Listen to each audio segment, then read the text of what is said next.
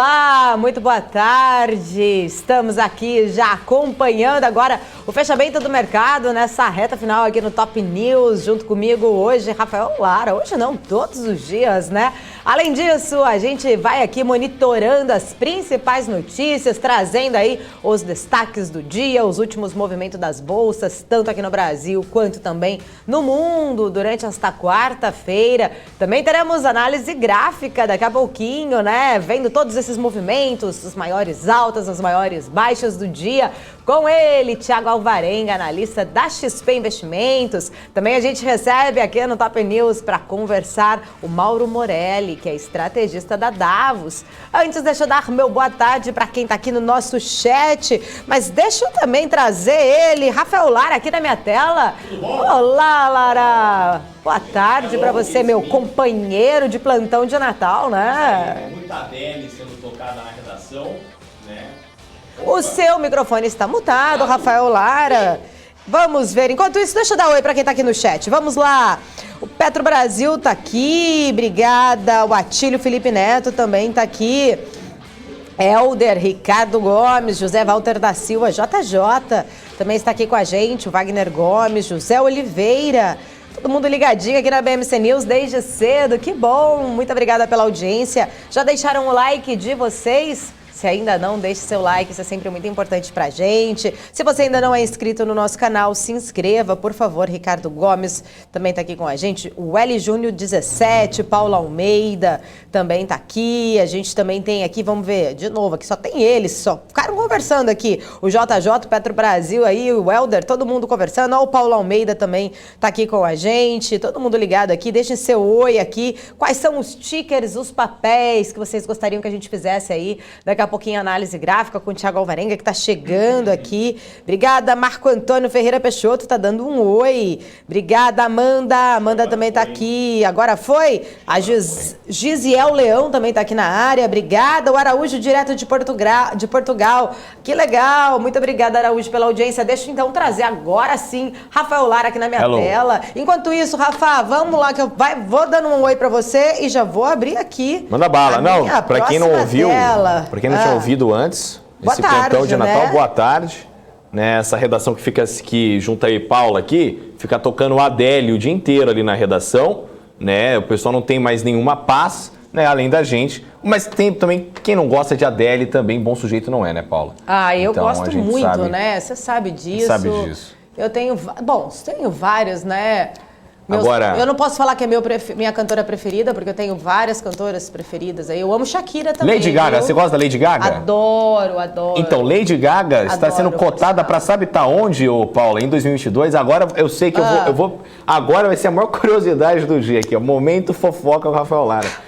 De acordo com o Léo Dias, de acordo com o Léo Dias, isso é verdade, tá? Não é brincadeira, não. Ele. O Bruno Mars e a Lady Gaga estão cotados aí para irem para o Vila Mix 2022 em Goiânia. Pô, legal, isso. Hein? Bruno Mars, sensacional. Não é não? Gosto muito. Eu acho que é o último candidato que eu ia falar de Vila Mix é Bruno Mars. É, gosto muito. Gente, vamos lá. Vamos dar uma olhada aqui no nosso mapa de calor aqui do Profit Pro da Nelogic. Vamos dar uma olhada como está agora. E o Bovespa ali caindo 0,27%. Mas estamos aqui variando agora 105 mil pontos, né? 105.214. Nossa mínima do dia chegou ali no 104.385, mas estamos conseguindo segurar pelo menos agora, faltando aí quase, pouquinho menos de 2 horas, né, para o nosso fechamento nos 105 mil pontos.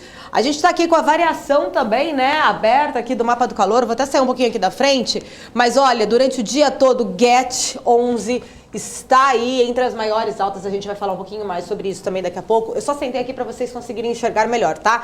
GET 11 subindo 24,32%. Que disparada desse papel, hein?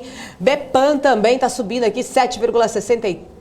Olha o tô rico, tô pobre da dona Débora Oliveira. Cash 3 hoje tá rico, subindo 5,81. Cash 3 é assim, um dia na alta, um dia na baixa, às vezes no mesmo dia é uma oscilação. Embraer, que ontem liderou a maior alta do dia, hoje aí subindo 2,81%. Prio 3 também subindo 1,78%. BID 11, que estava nas baixas ontem, olha só aqui subindo 1,63%. A gente tem Azul também, companhias aéreas, Azul e Gol também entre as altas. Na baixa, a gente tem aqui, qual que é esse papel aqui? Me ajuda aí, Rafa. Qual? Redditor caindo 4,59%. A Pivida também tá caindo. Magalu aí, ó, caindo hoje. Ficou 2 dias conseguindo segurar na alta aí nesse varejo. Hoje com queda de 2,86%. Cogna também caindo. Grupo GNDI também em queda. Bastante aqui do setor de saúde hoje em queda, também educacional. Suzano, Klabin, inclusive, vamos falar sobre Suzano e Klabin daqui a pouquinho também, porque também estão em queda aí. Tem bastante papel também oscilando muito agora nessa reta final aí do Ibovespa. Bom, vamos dar uma olhada também agora nas bolsas mundiais, já que a gente está dando um giro pelos mercados. Vamos lá, Europa já está fechada, tá? Então vamos lá, DAX na Alemanha fechou numa alta de 0,95%, FTSE no Reino Unido também fechou em alta de 0,61%, CAC na França 1,24% do patamar positivo e o índice Eurostoxx está, né, fechado ali em 1,01%, também no patamar positivo. Lá nos Estados Unidos, deixa eu só atualizar aqui a minha tela, S&P 500 subindo agora 0,62%, Dow Jones subindo 0,58% neste momento e Nasdaq subindo 0,59%. Eu vou só dar uma olhada rapidinho como que estão as commodities, petróleo, WTI, também aqui subindo, né? Nesse momento, WTI subindo na casa dos $72 o barril. Deixa eu só atualizar aqui rapidinho. E o Brent na casa dos $75. O Brent sobe agora, 1,42% e o WTI 1,83%. Bom, Perfeito, já que a gente falou aí, quer falar, Rafa? Não, só ia falar que foi muito boa isso. O giro, não. Não, porque geralmente é o contrário. Eu que fico aí no mapa de calor no BMC, no News, BMC News de manhã com você. Ah, nós trocamos não os papéis, claro, né? Sim, não, mas então Senão quando eu venho e dou esse girão, né, eu recebo um elogio, eu estou estudando aqui um elogio também para Paula muito Moraes. Obrigada. Parabéns, muito bom esse Muito giro. obrigada, Rafa Lara. Estou aprendendo a cada dia. Que isso. E a gente, depois desse giro internacional, vamos para os destaques internacionais, até porque, né, tivemos notícias importantes vindas lá de fora hoje. Destaque ali foi a divulgação do PIB dos Estados Unidos, veio acima do que estava sendo esperado ali pela projeção do mercado, mas, porém, menor do que havia sido registrado no trimestre anterior. Os detalhes com a correspondente Giovanna Locatelli.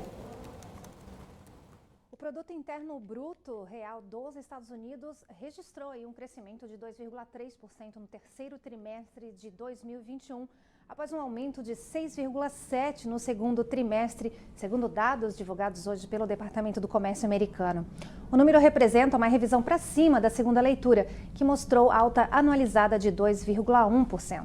Segundo o departamento, a desaceleração do PIB do terceiro trimestre foi liderada por um abrandamento das despesas de consumo. O ressurgimento de casos de Covid resultou em novas restrições e atrasos na reabertura de estabelecimentos em algumas partes do país, ainda segundo o relatório. Saíram agora há pouco também os dados PCI, que sobem 5,3% no terceiro trimestre, na comparação igual ao período do ano passado. O índice de atividade nacional caiu 0,37 em novembro, segundo o Fed de Chicago. Com vocês aí no estúdio. Bom, e outro indicador é importante, né? Como a Giovanna acabou trazendo aí pra gente, o PCI, que é o Índice de Confiança do Consumidor, subiu lá em dezembro pela segunda vez consecutiva. E isso sinaliza, né, uma diminuição nas preocupações sobre a questão da inflação e também a pandemia do coronavírus. O índice divulgado hoje acabou registrando uma alta de 109,5 pontos agora no mês de novembro, antes de 115,8 pontos em dezembro. Veio acima dessa expectativa do mercado, que era de 110,5 pontos. Ainda de acordo com o Conference Board, a proporção de consumidores que planejam comprar casas, automóveis, eletrodomésticos, né, importantes índices, indicadores que medem a recuperação econômica e também passar férias aí nos próximos 6 meses, trouxe aí mostrando um aumento aí à medida em que o medo, né, da inflação está diminuindo por lá. Notícia dos Estados Unidos, não vão confundir com aqui não. Vamos falar agora um pouquinho sobre o fluxo cambial. Fomos agora informados, agora há pouco, né, que o fluxo cambial total acabou ficando no patamar negativo em 3,685 bilhões de dólares na semana passada, entre os dias 13 e 17 de novembro. O resultado de saída foi de 3,685 bilhões de dólares, né, pela conta financeira, e teve uma entrada de 1,780 bilhão de dólares pela conta comercial. Se pegar o acumulado do mês de dezembro até o dia 17, o fluxo total está negativo, em 6,261 bilhões de dólares. Só que se a gente pegar o acumulado do ano todo, o fluxo cambial fica no patamar positivo em 9,819 bilhões de dólares. O Banco Central informou ainda que teve aí uma perda de 3,298 bilhões de reais com um swap cambial até o dia 17. A posição cambial líquida está em 265,751 bilhões de dólares.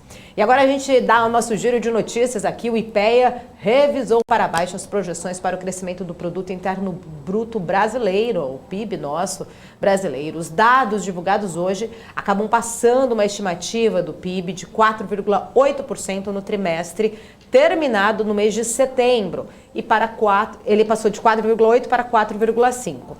Em 2020, o PIB do Brasil caiu 4,1%. O IPEA revisou o crescimento dos 3 principais setores da economia. A indústria deve crescer 4,9% agora em 2021. O setor de serviços, 4,5%. E já a agropecuária teve uma projeção de crescimento de 1,2%, revista aí para uma queda por conta dos problemas climáticos que nós enfrentamos nos últimos meses. E a ministra da Agricultura, Tereza Cristina, falou hoje sobre os preços altos dos alimentos. Disse que apesar de o Brasil não ter problemas de abastecimento, algumas coisas na economia precisam melhorar para que caia a inflação e os preços dos alimentos. Só que, durante essa fala dela, ela não especificou o que precisaria melhorar. A ministra acabou participando de um programa aí de rádio em Goiás e disse, na verdade, que a inflação nos itens de alimentos está alta. Tereza Cristina argumentou também que no mundo todo a pandemia acabou provocando um desarranjo comercial e o resultado disso foi o aumento dos preços em todo o mundo. Bom, e o leilão de privatização da Companhia Estadual de Energia Elétrica Geração do Rio Grande do Sul foi marcado para o dia 15 de fevereiro na B3. A gente vai agora com o Rafael Lara, que tem mais detalhes para a gente. Conta aí, Rafa. Perfeito, Paula. As empresas interessadas podem entregar as propostas até o dia 9 de fevereiro e contemplar o valor mínimo de R$ 1,250 bilhões. A companhia tem 5 hidrelétricas, 8 pequenas centrais hidrelétricas e 2 centrais geradoras, que somam aí a casa dos quase 910 megawatts. Ô, Paula. Obrigada, Rafael. Eu já estou preparando aqui, gente, porque eu vou falar agora de um setor. Olha só como que eu tô. Esse meu mouse hoje. Eu vou fazer igual com o Alexandre Cabral. Você já viu o mousepad do Alexandre Cabral, Rafael? Pronto, agora sim. O mousepad do Alexandre Cabral? É o que é o mousepad do Alexandre Cabral? É um caderno mais velho. Ah, é? Que eu já vi na vida. Mas eu gosto de cadernos velhos. Você não gosta de cadernos velhos? Nossa, mas o dele é muito velho. Um dia eu te mostro. Na hora que ele estiver aqui, a gente faz ele mostrar. Você comprava caderno com a capa bonitinha ou você era claro, daquele... né? Menininha eu ia no... Não posso ser injusto. Não posso ser injusto. Eu comprava os cadernos do de capa dura, por favor. Eu odiava caderno de capa mole. Eu também pegava. Porque senão ficava todo cheio de orelha, assim, né? Mas eu também já tive muito caderno também da capa de surf. Sabe? Aquela que é só o surf. Depende, né? Skate. Quando meu pai precisava pegar uma promoção, ia qualquer um. Não dava pra escolher a capa. Quando podia escolher um ou outro ali, dava pra escolher uma marca, né? Com adesivo ou sem adesivo? Oi? Com adesivo ou sem adesivo? Aqueles adesivos que vem. Pô, eu adorava aquele adesivo, colocava no coisa dos outros. Não, era legal também, mas às vezes era mais no SEG. Vambora. Vambora aí, deixa eu falar agora mais um pouquinho daquele capítulo da novela da ITA, Transportes Aéreos. Desta vez foi o Procon lá do Rio de Janeiro que instaurou um processo de investigação contra a empresa por possíveis violações ao direito do consumidor. O órgão vai agora investigar se a Itapemirim está cumprindo as leis e as regras estabelecidas pela ANAC. A companhia aérea suspendeu as operações no Brasil na sexta-feira passada, dizendo que iria passar por uma reestruturação interna. A empresa disse que só até o fim de 2021, cerca de 46 mil passageiros vão ser afetados. A ITA tem 10 dias para responder aos questionamentos do Procon.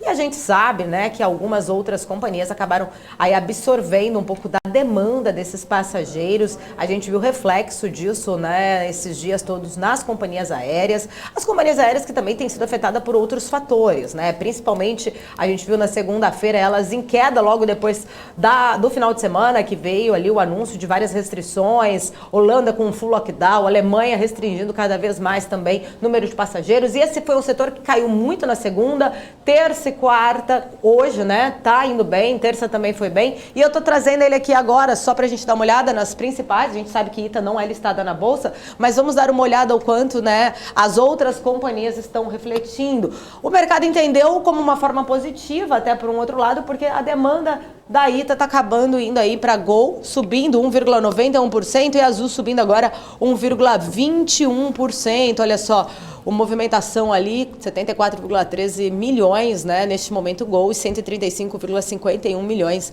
na Azul, sendo movimentados nesse momento aí do setor aéreo. Bom, vamos seguindo aqui, porque agora eu quero trazer um outro destaque também. A gente estava ali, na hora que eu abri o mapa do calor, já vou até voltar aqui para eu já falar disso, que a gente estava vendo as maiores altas e essa aqui, gente, disparada. Vamos lá, GET11, ó, 23,10. As ações da GETnet hoje ficaram o dia todo assim.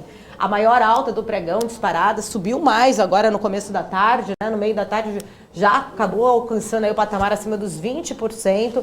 Isso veio depois, né, um dia depois da empresa ter informado que aprovou o pagamento de juros sobre capital próprio no valor de 298 milhões de reais bruto e 253 milhões de reais líquidos. Terão direito os acionistas que estiverem inscritos nos registros da companhia no final do dia 20 de janeiro de 2022. A partir do dia 21 de janeiro, as ações da companhia vão ser negociadas como ex juros sobre capital próprio. Os proventos serão pagos no dia 18 de fevereiro. Então, o papel, nesse momento, subindo bastante, 23,10. Ó, a gente tem aqui, na semana, um acumulado de 19,12, porque ela tinha caído nos outros dias, agora subindo 22, né? Anual, o papel tem uma queda de 32,50%. No mês, uma alta de 6,58%, né? O valor agora sendo negociado chegou no máximo de R$ 4,26,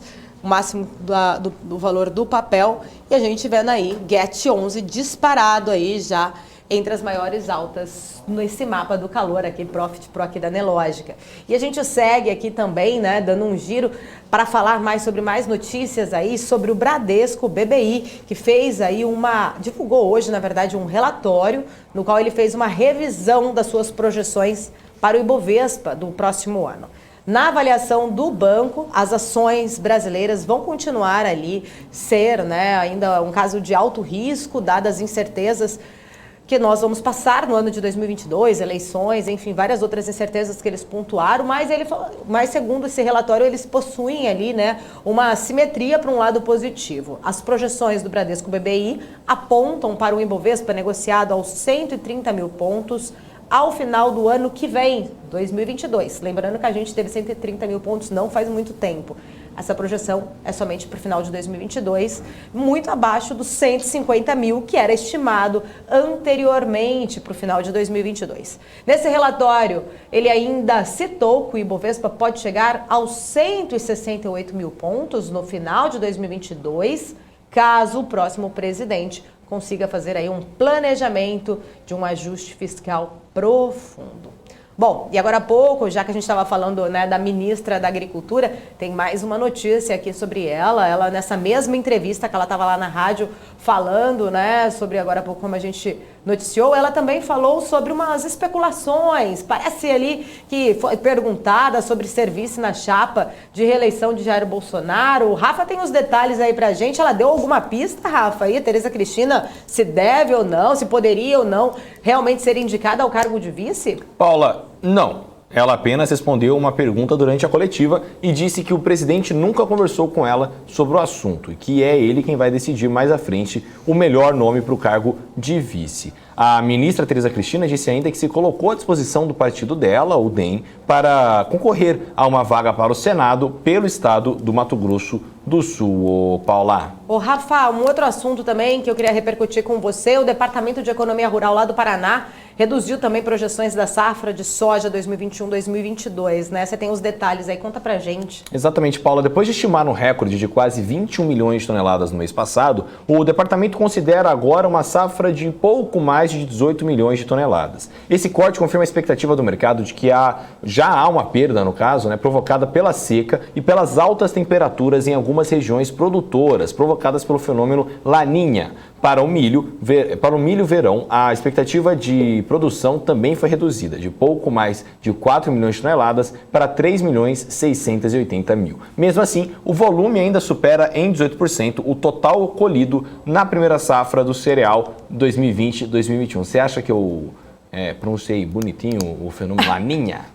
Que a gente Você agora... hablas muito bem, muito bem. Vamos te contratar para nossa filial lá em breve, sabia? Será? Em México? México? Sim, né? Com certeza. Itália também. Você sabe que eu estou me formando em italiano agora, né, Paula? É? 6º ano de italiano já, hein? Nível avançado, caramba. Já sou formado em inglês Rafael também. é um garoto prodígio aí. Poliglota, né? Poliglota esse Falo menino. português, espanhol, italiano, inglês e muita besteira.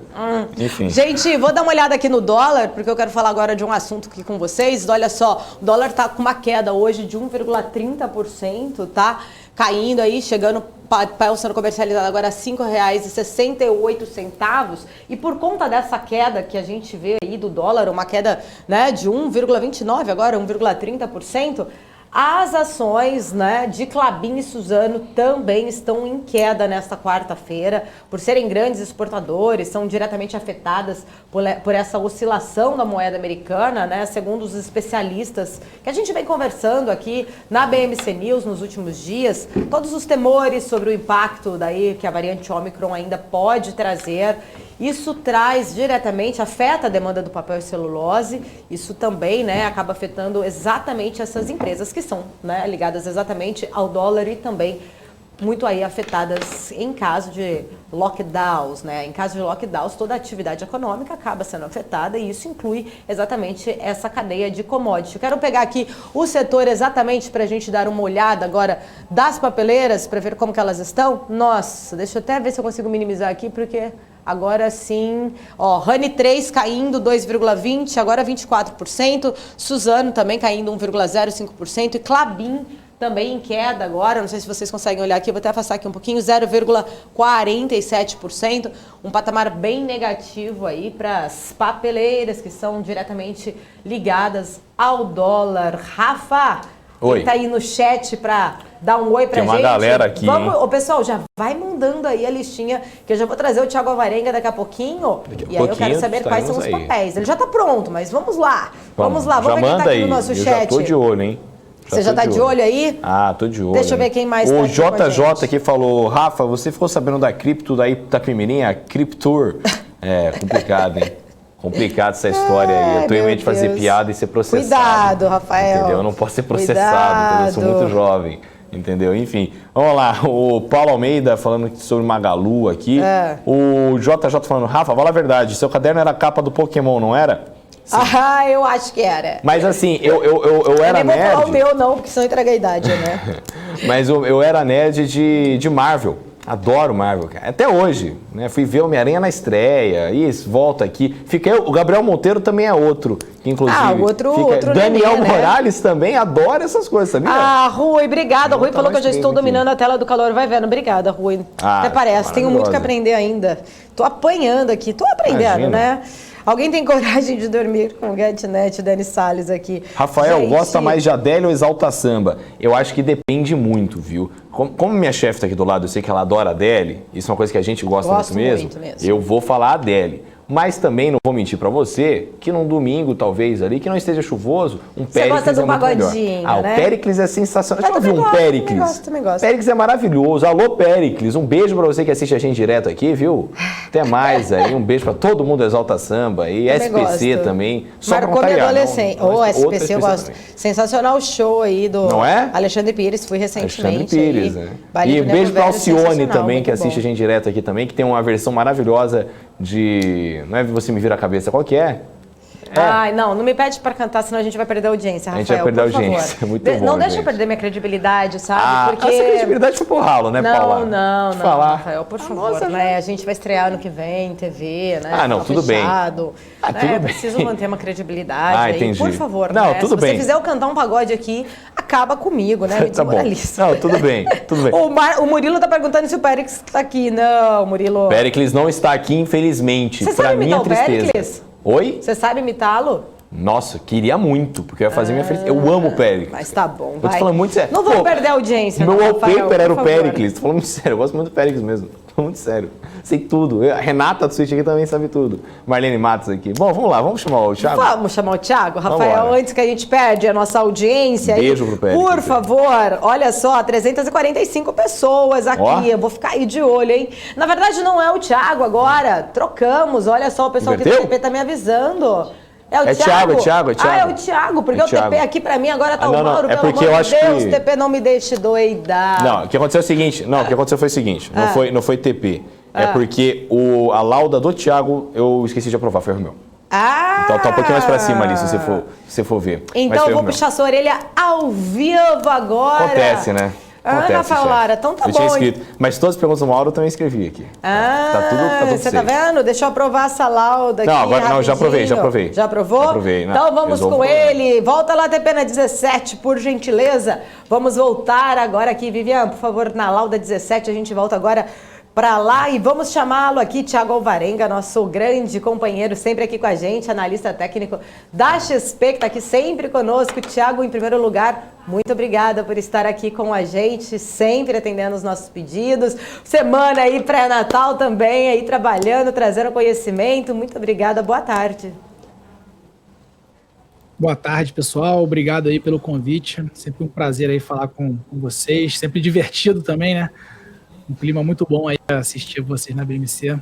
Bom poder participar Obrigada. aí às tardes de vez em quando. Obrigada, a gente que agradece. Bom, você já sabe como funciona, o pessoal vai pedindo aqui, mas só pra gente começar aí, Thiago, vamos dar uma olhadinha no Ibov, pra gente dar uma olhada. Eu sou meio supersticiosa, sempre gosto de começar olhando o gráfico do Ibovespa pra depois ir para os papéis. Vamos começar aí com o Ibovespa, gente, dá uma olhadinha, o que teu gráfico traz aí?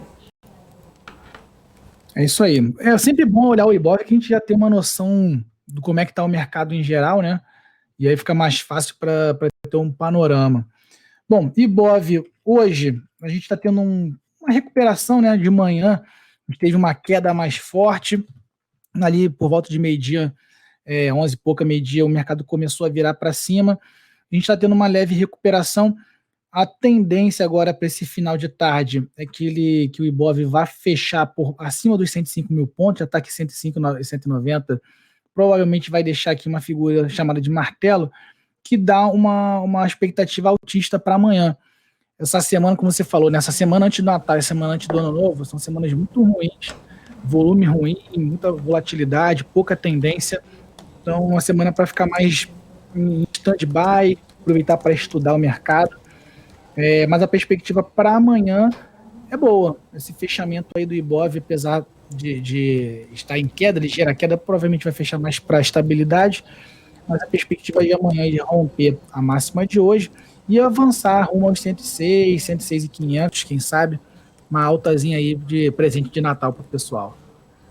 Será que a gente consegue, até o final do ano, Thiago, sustentar aí esse patamar? Como que você acredita que o Ibovespa deve se comportar aí para esses últimos pregões, né? Não só amanhã, mas temos ainda mais uma semana, né, para o final de 2021. Sim, tem o pregão de amanhã e mais 4 na semana que vem. Eu já fui mais otimista. A gente começou dezembro muito forte, né?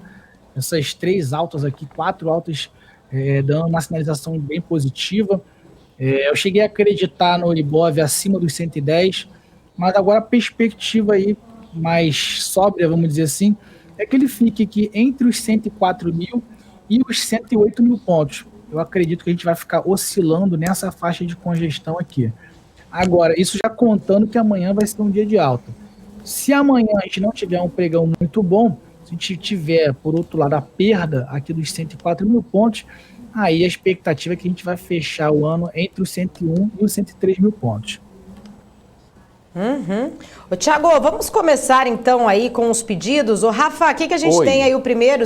Eu já até separei aqui, acho que foi Tupi, né? Você sabe quem pediu? Ó, vamos lá então. Tupi agora caindo 2,01% de queda. O papel negociado aqui aos R$19,97. Eu abri aqui o setor também pra gente dar uma olhada como todo, né? Tupi aqui com essa queda. Mas a gente também tá vendo Leve 3 caindo 1,81, Pomo 4 aqui. Setor de indústria aqui, na verdade, que está aberto, né? Industrial caindo 1,05. VEG também caindo.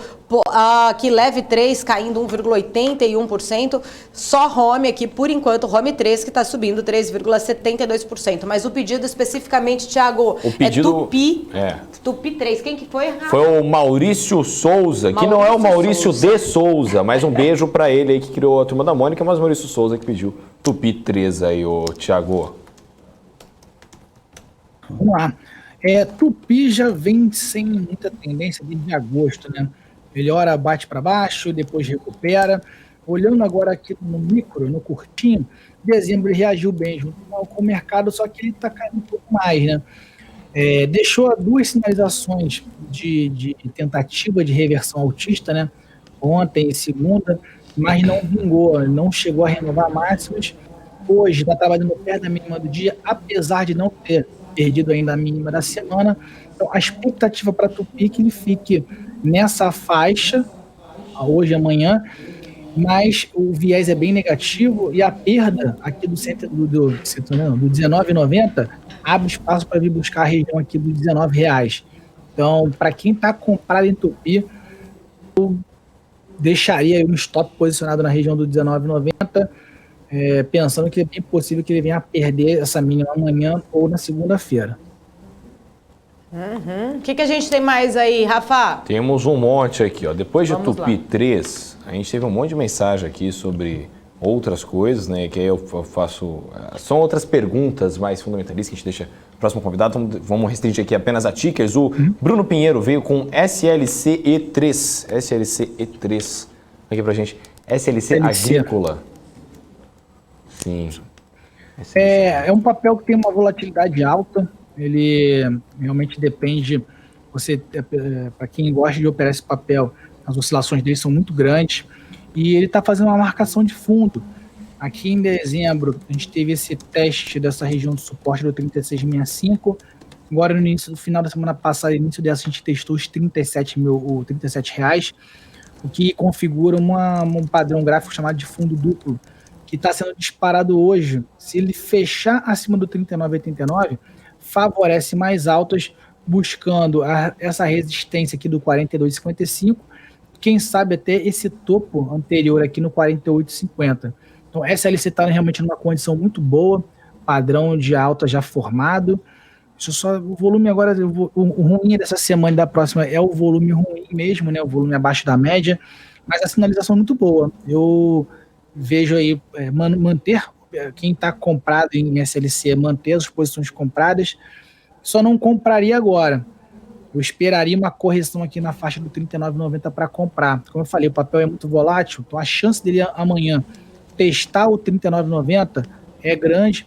Dá chance para quem não entrou no papel entrar e tentar pegar essa alta, buscando o 42,66 e a região aqui do 48,50. Perfeito, então. Muita gente aqui, Thiago, perguntando sobre varejo. Eu até separei aqui, Rafa. Separou? Por sinal, tô com o varejo aqui aberto. Deixa eu só dar um giro rápido. Olha só, deixa eu só ver se eu consigo trazer um pouquinho mais aqui minha tela para cá, pra gente ver um pouquinho melhor. E eu tô lá apanhando 10-0 pro mouse, 10-0 pro mouse. Tudo bem, vamos que vamos. Eu queria trazer a tela um pouquinho pra cá. Aí. Magalu caindo 3, agora 4, ó. Ó, tá oscilando muito, hein? 3,89, 4,05, oscilando bastante. Magazine Luiza aqui. A gente também tá aqui com C&A também caindo 3,25, Via queda de 1,95%, Pets caindo 1,14%, Lame 4, 2,37% de queda, Grupo Guararapes também queda de 3,26%. Deixa eu ver se eu só consigo subir aqui rapidinho para eu conseguir ler as altas, porque eu vejo até qual que é o papel. Ah, agora eu vou conseguir, garoto. Agora sim, estou, né? Mais ou menos, né, dona Paula? Mais ou menos. Mas vamos lá. Grupo Soma aqui subindo 2,69. A Mar 3 subindo aqui 1,91, né? Lojas Marisa aqui também subindo. E Arezzo também está na alta. Se eu conseguir trazer um pouquinho para cá a minha tela, eu vou conseguir enxergar. Mas vamos lá. Quais são os pedidos exatamente, Rafa, de varejo? Magalu, né? Magalu 3. sempre, né? Como sempre. Galera, não tem jeito. A galera sempre pede Magalu. A Magalu aí, esse ano. Olha isso, meu Deus. A Magalu tem muita gente machucada, né? Porque realmente é um papel que durante alguns anos ele praticamente só subia. Chegou a ter 2 desmembramentos muito relevantes. Quando chegou a R$400, depois quando voltou para R$200 também tem um novo desmembramento. Então é um papel que ainda está muito vivo na memória do pessoal do mercado, né? E realmente você vê um papel que chegou a R$400, está cotado a 6, é meio chocante, né? Então tem muita gente que está presa no papel, que realmente não estopou quando a gente teve os sinais de reversão baixista lá atrás. Essa queda não é de hoje, né? Essa queda aqui, se a gente for parar para ver, a gente teve uma marcação de topo aqui em novembro do ano passado, aí depois uma nova marcação de topo em janeiro, e assim veio, corrigindo e caindo. Ou seja, o papel deu algumas chances para encerrar a posição com prejuízos menores, e a gente sempre fica naquela expectativa de vai voltar, e já está caindo aí, vamos lá, do topo aqui do ano passado, vai ter mais de 70%, bem mais de 70% de queda, né? Tem que achatar o gráfico aqui. O topo do ano passado para hoje, a gente está tendo uma queda de 78%, na mínima aqui chegou a 80%, então é uma queda substancial, é um papel que eu mesmo fiquei procurando oportunidades de correção, porque realmente em alguns pontos ele distorceu de tão rápida que foi a queda, e com potenciais de bons retornos, mas na verdade que o papel não conseguiu mostrar força para repicar. Em alguns momentos a gente teve aqui correções interessantes de 20%, 30%, depois de mais 15%, e agora ele vai lateralizando. O cenário é um cenário de marcação de fundo, sim, porém não de reversão altista. O que isso quer dizer? O que eu vejo aqui para Magalu, ele está saindo desse canal de baixa, está desacelerando as quedas, mas ainda não mostrou força para realmente vir buscar a região de R$10, R$12, que são alvos possíveis. Ele só não mostrou força para buscar isso aí ainda. Então, a minha expectativa é que Magalu ainda fique congestionada mais algum tempo nessa faixa do 5,70 com 6,70, 6,80, e o rompimento do 6,80 favoreça o movimento de alta, buscando sim a região do 7,70 e depois dos 9,50, e aí, quem sabe, uma reversão de tendência para alta. Mas as perspectivas ainda são ruins. Em termos de notícia, até havia uma expectativa que com a aprovação aí do Auxílio Brasil, turbinário, etc., que fosse ter esse fomento aí ao consumo, né, que a gente viu na pandemia, mas mesmo com a aprovação aí de alguns benefícios, o Magalu e nem o varejo conseguiu reagir, né? Deixa eu só complementar, que aquela hora eu tava com o quadro ruim aqui, a Renata me ajudou aqui, e aí eu só complementar que eu tava falando das altas, a gente tá vendo Soma subindo 2,69, a Grupo Marisa, né, a Mar 3,164, Arezzo alta de 0,92% e Lojas Renner ali também 0,12%. Tiago, algum outro desses papéis te chama a atenção aí? A gente sabe, né? Até você pontuou muito bem, o setor de varejo, ele acaba aí sendo também muito impactado em relação à inflação, o consumo acaba diminuindo, né? Muitas acabam sofrendo muito essa consequência de toda essa questão de inflação, curva de juros mais altas, mas a gente vê que alguns papéis ainda continuam, tem, né, aí boas perspectivas ainda. Quais desses que você acredita aí que possam ter ainda, né, possibilidades de ter bons upsides, de aproveitar essas baixas agora, pensando aí num médio prazo, que a gente poderia, né, o investidor poderia olhar aí melhor aí para esses papéis? Quais do setor de varejo que você destacaria para a gente? Os que eu acho que tem um bom upside também seriam Amer e Lame 4, né? Fica naquela expectativa se eles vão fundir ou não, se vão juntar os papéis ou não, isso aí já teve essa conversa, depois não se falou mais nisso, mas são dois papéis também que são bem depreciados, vêm de longas tendências de queda, já sinalizaram boas correções. A gente está vendo aqui Amer 3, que chegou aqui a dar correções aqui de 30%, depois mais 30%, então assim, na mesma linha ali de Magalu, já vem caindo, já perdendo 70%, 80% desde o topo histórico, mas que tem esse potencial de 20%, 30% em períodos curtos. Se você for ver outubro e novembro, a gente teve essas movimentações, mesmo sem ter uma reversão de tendência efetiva. Então, Amer 3 e Lame 4 são dois papéis que têm esse bom potencial. Amer, inclusive, fazendo aqui uma figura de alta também, parecida com a SLC, né, uma figura de fundo duplo, e aqui fazendo uma pequena congestão. Esse rompimento aqui tem um potencial de vir buscar essa região do 37,80, 37,90, ou seja, a gente está falando de quase 20% num papel que, quando reage assim, geralmente vai rápido, ou seja, em menos de um mês você consegue buscar um resultado de 19% a 20%. Então, Amer é um papel que dá para ficar de olho num potencial de recuperação, e Lame 4, também na mesma linha, papéis que também já vieram bem amassados, que dão boas correções. Também fez aqui a figura de fundo duplo, está fazendo uma bandeira, uma flâmula de alta, para ser mais exato, e também tem um potencial de vir buscar aqui 12%. Se engrenar uma tendência de alta efetiva, a gente pode vir buscar a região dos R$9. Então a gente está falando aí de 50% para um prazo mais longo. Agora realmente vai depender de um cenário como um todo melhorar para o varejo, né? Não adianta, assim, os movimentos pontuais de 15%, 20% são bem prováveis. Agora, uma reversão de tendência para buscar os 50%, aí realmente depende de uma conjuntura um pouquinho maior. E a verdade é que a gente está entrando num ano bastante complicado, né, ano eleitoral, e está todo mundo já antevendo aí uma volatilidade maior do que os anos anteriores. Enfim, essa reversão efetiva de tendência talvez demore mais um pouco para acontecer, mas as correções pontuais, que são bastante relevantes, aí da ordem de 15%, 20%, podem acontecer sim, e logo, né? Talvez já virando janeiro, a gente já tenha um potencial aqui de compra, buscando essa região dos R$7. Verdade. Ô, Paula! Oi, Rafa. Seguinte, ó, o Helder aqui pediu o BRF. Queria dar uma olhada aí no setor de frigorífico. Você tem aí? Tá aqui na tela, temos sim. Olha só, nesse momento a gente está com o setor bem dividido.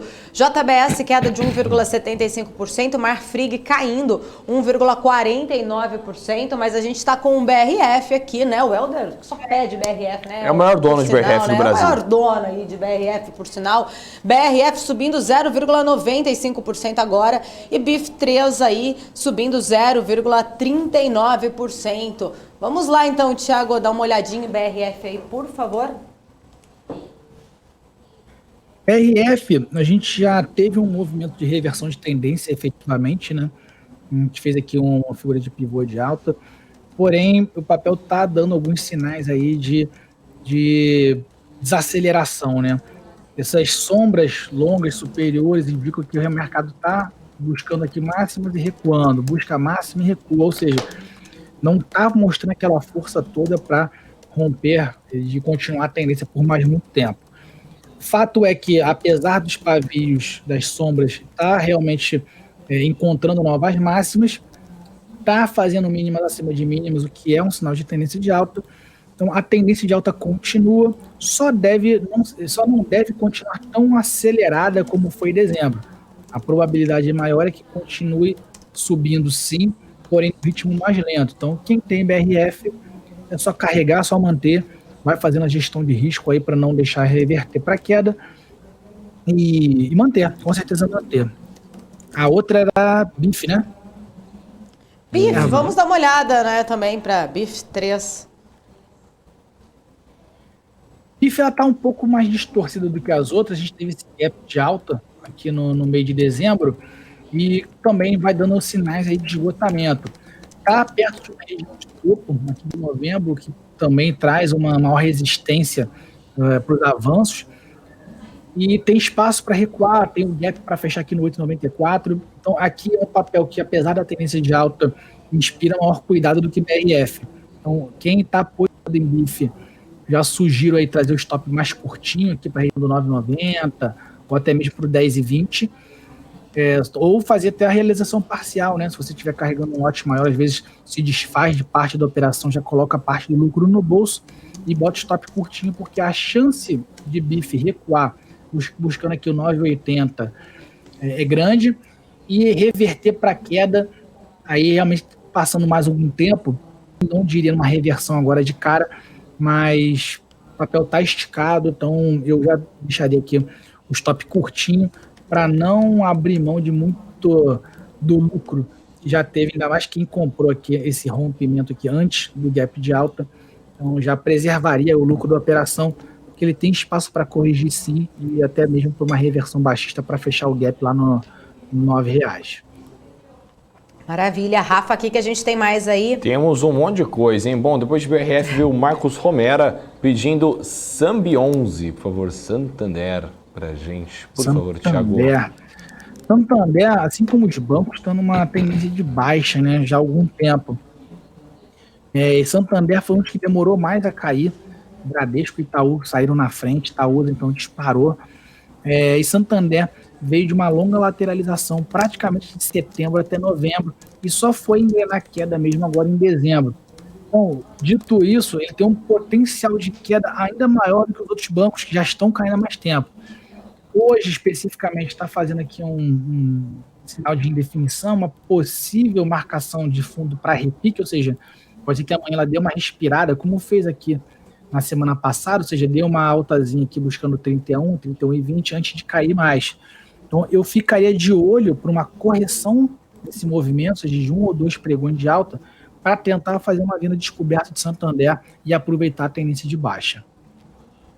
Já que a gente está falando de Santander, eu trouxe aqui agora um mapa aí dos bancões, né? Tô aqui com eles abertos, a gente está aqui com Sambi 4 caindo 1,40, Sambi 11 0,43 de queda, a gente também tem Itasa aqui caindo Itasa 3, né? No caso do Itaúsa, mas Itasa 3 caindo 0,75%. Aí a gente tem Itube 3 subindo 0,74%, BBDC 4 subindo 0,58%, Itube 4 subindo 0,43%. Agora Itasa 4 aqui também, que é Itaúsa, subindo 0,11%.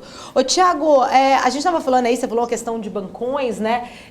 Muitos investidores, eles têm a seguinte visão de que muitas vezes quando a gente tem uma Selic mais alta, quando tem a maior taxa de juros, os bancos são os mais beneficiados. E aí tem alguns, né, analistas que vêm aqui, a gente sempre conversa, alguns têm opiniões até diferentes, acha que aumenta a inadimplência e também diminui, né, a procura para realmente fazer empréstimos, as pessoas acabam adiando um pouco mais essa procura aí por um empréstimo, de repente adia o plano de ter uma casa, ou adia o plano de trocar um carro e acaba evitando por conta dos juros mais altos. Como que é a tua visão em relação a isso aí? Você acha que os bancos eles acabam realmente sendo impactados diante desse cenário ou não? Olha, eu acho que o impacto é menor, tá? Eu estou mais de acordo, estou mais em linha com o segundo grupo. No que acontece é que a Selic, quando sobe, é a história da maré subindo, vai subir para todo mundo. E não necessariamente aumenta o spread bancário, que é onde os bancos realmente vão fazer o dinheiro. E como você falou, aumenta a taxa de inadimplência, fica mais difícil de tomar empréstimo. Tem a outra linha também que a gente sabe que o banco acaba ganhando em cima, perde de um lado na inadimplência, mas ganha do outro, né? Aqueles que pagam os juros sobre juros acabam sendo a maior margem de lucro do banco. Mas aqueles que não pagam são em maior número. Então, no final das contas, uma coisa vai anular a outra, e o que vai favorecer mais, vamos dizer assim, os bancos seriam mais realmente uma maior percepção de risco, aonde há a possibilidade de aumentar o spread, né? Onde você vai poder aumentar a diferença entre o que você cobra de juros de quem está te tomando emprestado e o quanto você paga de juros para quem está te emprestando dinheiro. A Selic em valores absolutos não vai mexer tanto no curto prazo, mas uma Selic muito alta favorece um spread mais alto, justamente pela percepção do risco. Então a minha leitura é um pouco essa. Essas subidas no curto prazo nem ajudam nem atrapalham o banco, mas no longo prazo podem ajudar por um aumento no spread. Tá certo, boa. Ó, Vamos lá, Rafa. próxima. Bom, a próxima é uma que o Thiago deve ter falado pouco na vida dele. Oi, É um papel BR3. que ninguém pede, né? Ninguém Ninguém pede esse papel. Thiago, você acha que nunca fez uma análise dele? Não, vou fazer uma manchete bem sensacionalista. Thiago, oi BR3 a R$500, é verdade? Depende de quanto eles vão grupar aí, né? Vai chegar até R$700, só fazer um 10 para 1 aí. Na verdade, Vamos lá, o 100 para 1, né? EBR3. Então, Oi é o seguinte, até foi uma pergunta que me fizeram mais cedo sobre, parece que saiu uma notícia sobre a Oi, eu não vou lembrar exatamente qual foi a notícia, e aí perguntaram se eu estava movimentando por isso. Na verdade, não, né? A gente vê que Oi já vem em tendência de baixa há muito tempo, pelo menos desde dezembro do ano passado, e se a gente for colocar num histórico mais amplo, ela está caindo há anos, a FIG, né? Ela tem alguns momentos de correção, mas ela já vem caindo já em tendência de baixa há alguns anos. E o fato é que, se a gente for olhar agora no mais do curto prazo, ela está praticamente de julho para cá caindo direto. Aliás, a nossa bolsa toda está caindo de junho para cá, e agora só acelerou um pouquinho mais. Hoje, especificamente, a gente está tendo a renovação dessa mínima aqui dos 79 centavos. Eu tenho um suporte aqui no 74 e nenhum sinal de repique. Tá? Para dizer aqui que não teve nada, na semana passada a gente deixou um martelinho aqui sobre um suporte interessante, que era o 81, mas na segunda-feira já abriu para baixo, anulando essa figura de alta. Então a tendência de queda de Oi continua, sem perspectiva de melhoras, pelo menos graficamente falando, no curto prazo, zero a perspectiva aí de repique. Perfeito, então. Bom, depois de OIBR3 aqui, do grande Eduardo Furukawa, veio a Beatriz Ribeiro pedindo CVC B3 pra gente, por favor, Thiago. CVC que sofreu com a história da Itapemirim, mas depois deu uma melhoradinha. E né? também sofreu muito com a questão das viagens, né, Rafa? As Sim. restrições aí, a possível questão também, né, de restrições maiores aí por conta da pandemia. A CVC já vem com a maré ruim já desde antes. Se vocês forem resgatar, então, questão de notícia, antes da pandemia, a gente teve aquela questão do vazamento de óleo no Nordeste. Antes disso, estava uma questão de dívida grande. Então, assim, CVC já vem tomando pancada atrás da outra há muito tempo. Ela teve, ao mesmo tempo que ela teve vários momentos de correção muito forte, sempre que tem uma perspectiva de melhora no turismo, teve aqui correções aqui na faixa de 35%, depois mais aqui, mais 20%. Então, assim, é a mesma leitura que a gente teve ali para o varejo, CVC e as aéreas em geral também. Quando tem uma perspectiva de melhora, a gente vê um movimento de correção super agressivo aqui de 30%, 20%, que é muito bom para quem está líquido comprando perto do fundo, mas que não serve para quase nada para quem já está comprado no topo. Quem comprou nessas regiões aqui do 27, 30 reais, subir 30% a partir de 16 não quer dizer absolutamente nada, não chegou nem na metade do caminho. Então, para quem está carregando CVC há mais tempo, a verdade é que não tem muito o que fazer.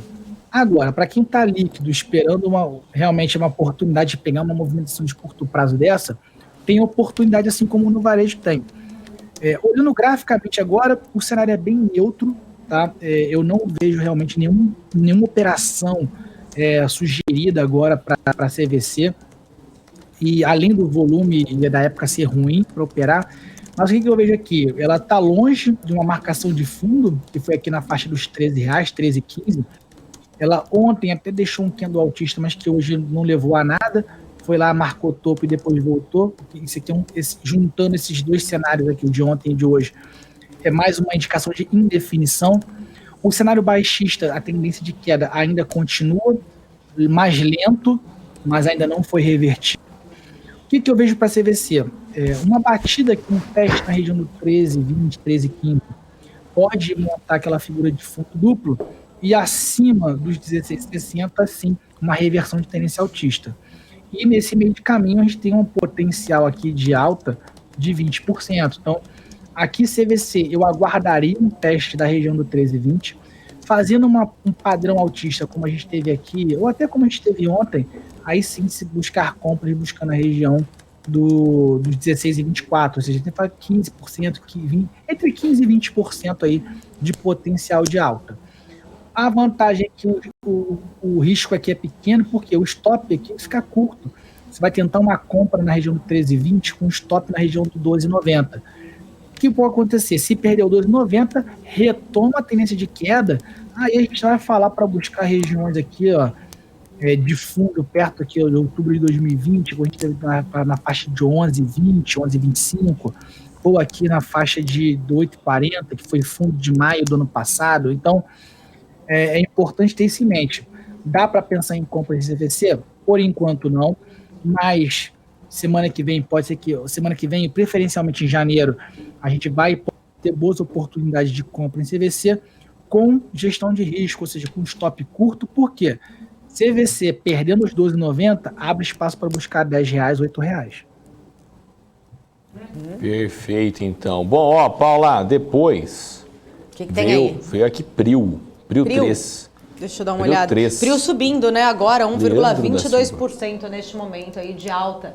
Vamos lá, vamos dar uma olhadinha também no setor como um todo, né? O setor de petróleo. Ô, Thiago, por favor.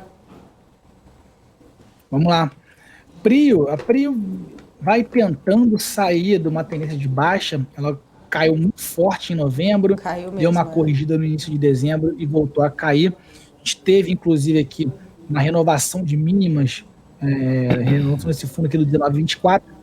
Essa alta de hoje não anima, já está devolvendo boa parte do que subiu pela manhã e deve fechar com um padrão baixista parecido com esse aqui de estrela cadente. Então, a sinalização de Prio é de uma reversão para queda amanhã, semana que vem, buscando essa região dos 19. Perdendo 18,76, arma um pivô de baixa, volta a acelerar a queda, buscando aqui essa região de suporte do 16,65 ou então Prio, por enquanto, ficar de fora. Quem ainda comprou aqui na expectativa de repique, se tiver no lucro, eu já garantiria esse lucro aí, porque a sinalização está ficando bem ruim para Prio. Olha aí. Eu tô olhando o petróleo como um todo. Até você pode falar, pode até ir já, vai direto para Petrobras, Thiago. Depois eu mostro aqui o mapa como um todo. Então vamos lá. Petrobras, a gente teve uma formação de topo aqui recentemente e abriu com gap de baixa nessa semana e até que está segurando bem. Por enquanto, tem bastante espaço para cair até a região de 26,5 ou pior. Mas o fato dessa semana ter armado essa congestãozinha aqui, esses 3 candles que estão segurando, pode ser que Petrobras arme uma volta para alta em breve. Por enquanto também não tem operação sugerida. Quem ainda não pulou fora, quem não estopou, sugiro fortemente deixar um stop pelo menos aqui no 27,67. Por quê? Porque a renovação dessa mínima aqui é um forte indicativo de queda buscando a região do 26,75. E quem está de olho esperando uma oportunidade para entrar, eu ficaria aqui esperando aqui o rompimento do 28,70, 28,50, que pode ser um sinal de alta ou de retomada altista para a Petrobras.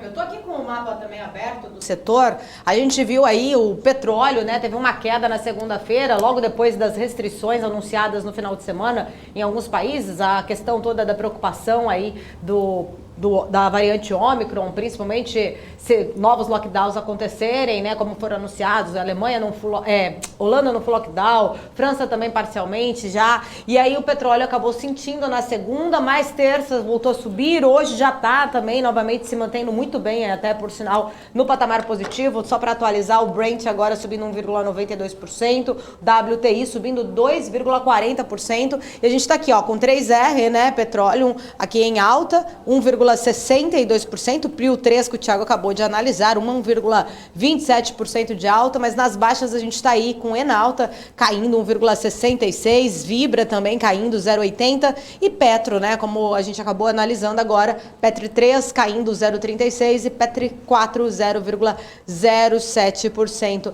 Ô Thiago, vamos aproveitar, já que a gente estava falamos de Petro, né, e estamos falando de Prio, vamos dar uma olhadinha em 3R Petroleum também, é um papel que muitas vezes o pessoal aqui fica pedindo pra gente no chat, já tô com o setor aberto, vamos lá. Vamos lá. Deixa eu só confirmar, porque às vezes, de vez em quando, eu não posso comentar alguns papéis, eu acho que 3R... tudo bem, não. Infelizmente... Se tiver, fica tranquilo. Não, sem problema. Bola pra frente. Mas se não puder, não tem problema nenhum, Thiago. 10 segundos aqui que eu vejo. Só conferir aqui a listinha, porque são vários papéis. A maior parte, papel de baixa liquidez, que não tem tanto problema, mas alguns realmente que a galera se interessa. Deixa eu ver. Até também porque foi o pedido meu aqui, só porque eu tava com o mapa aberto. Se não puder, não tem problema, não foi ninguém que pediu não, mesmo. Tá liberado, posso comentar. Tá liberado? Sim. Então vamos. Tô verificando então vamos aqui. lá. Vamos que vamos. Vamos lá, 3R a gente teve aqui, tá um cenário bem parecido com o de Prio, né? A gente veio de uma tendência de queda, ele fez aqui uma marcação de repique forte, marcação de fuga, chegou a dar 18, quase 20, chegou a dar 20%, mais de 20%, né? Assim da mínima máxima, e agora vai fazendo um padrão que chama de triângulo simétrico, é um padrão de indefinição. A gente nota que as máximas cada vez mais embaixo, as mínimas cada vez mais em cima, e a gente vai vendo uma funil do movimento, né? Você consegue ver aqui um triângulo apontado para a direita. Então isso aqui é um cenário de indefinição. Olhando aqui no micro, eu consigo ver um ligeiro viés altista, hoje está fazendo engolfo de alta, mas depende realmente de romper essa faixa dos 32,70 para a gente conseguir realmente visualizar uma tendência de alta, aí sim buscando resistência na faixa de 36,20, 41 reais. Então, é um viés ligeiramente positivo, mas no momento o cenário de 3R é mais de indefinição. Tá certo. Vamos lá, Rafa, último pedido. Já estamos com o horário. Saideira. Último pedido, né? Saideira. Então, vamos de Braskem, da Rosana Catai. Rola Braskem aí, Thiago? Rola. Deixa eu puxar aqui. Show de bola, então. Braskem teve um de extrema euforia, né, no início do mês. Tinha feito a marcação de fundo aqui em novembro e acelerou demais com a virada de dezembro, até que ele estancou a queda alta, né, aqui no dia 8 e até que segurou bem. Tinha um potencial de queda interessante, mas que não se concretizou, voltando para a região do 46, e está tentando já reverter para alta. O que a gente vê aqui é uma diminuição da pressão altista, né? Mas a tendência de alta ainda continua. Hoje, especificamente, fazendo um candle mais para baixista, um cenário um pouco mais indefinido, me lembra um pouco aqui Petrobras, onde Petrobras tem aquele potencial de queda grande, mas está defendendo bem. É o caso de Braskem. Tinha um potencial de queda, mas conseguiu defender bem. O cenário altista ainda não engrenou, até bem provavelmente devido a essa semana mais fraca, e a semana que vem também, mas é bem provável aqui que na semana que vem a gente tem o rompimento aqui dos 57,10, 57,70, que é um gatilho interessante para uma retomada altista, buscando o topo anterior do 61,63 e com isso reacendendo a tendência de alta de curto prazo. Tá certo. Thiago, se você puder voltar aí para sua tela para a gente poder se despedir aqui de você, quero já agradecer mais uma vez sua parceria ao longo desse ano aqui de 2021, que em 2022 possamos estar também juntos aí. Muito obrigada por todo o conhecimento, por compartilhar aí sua agenda, o seu tempo aqui com a gente.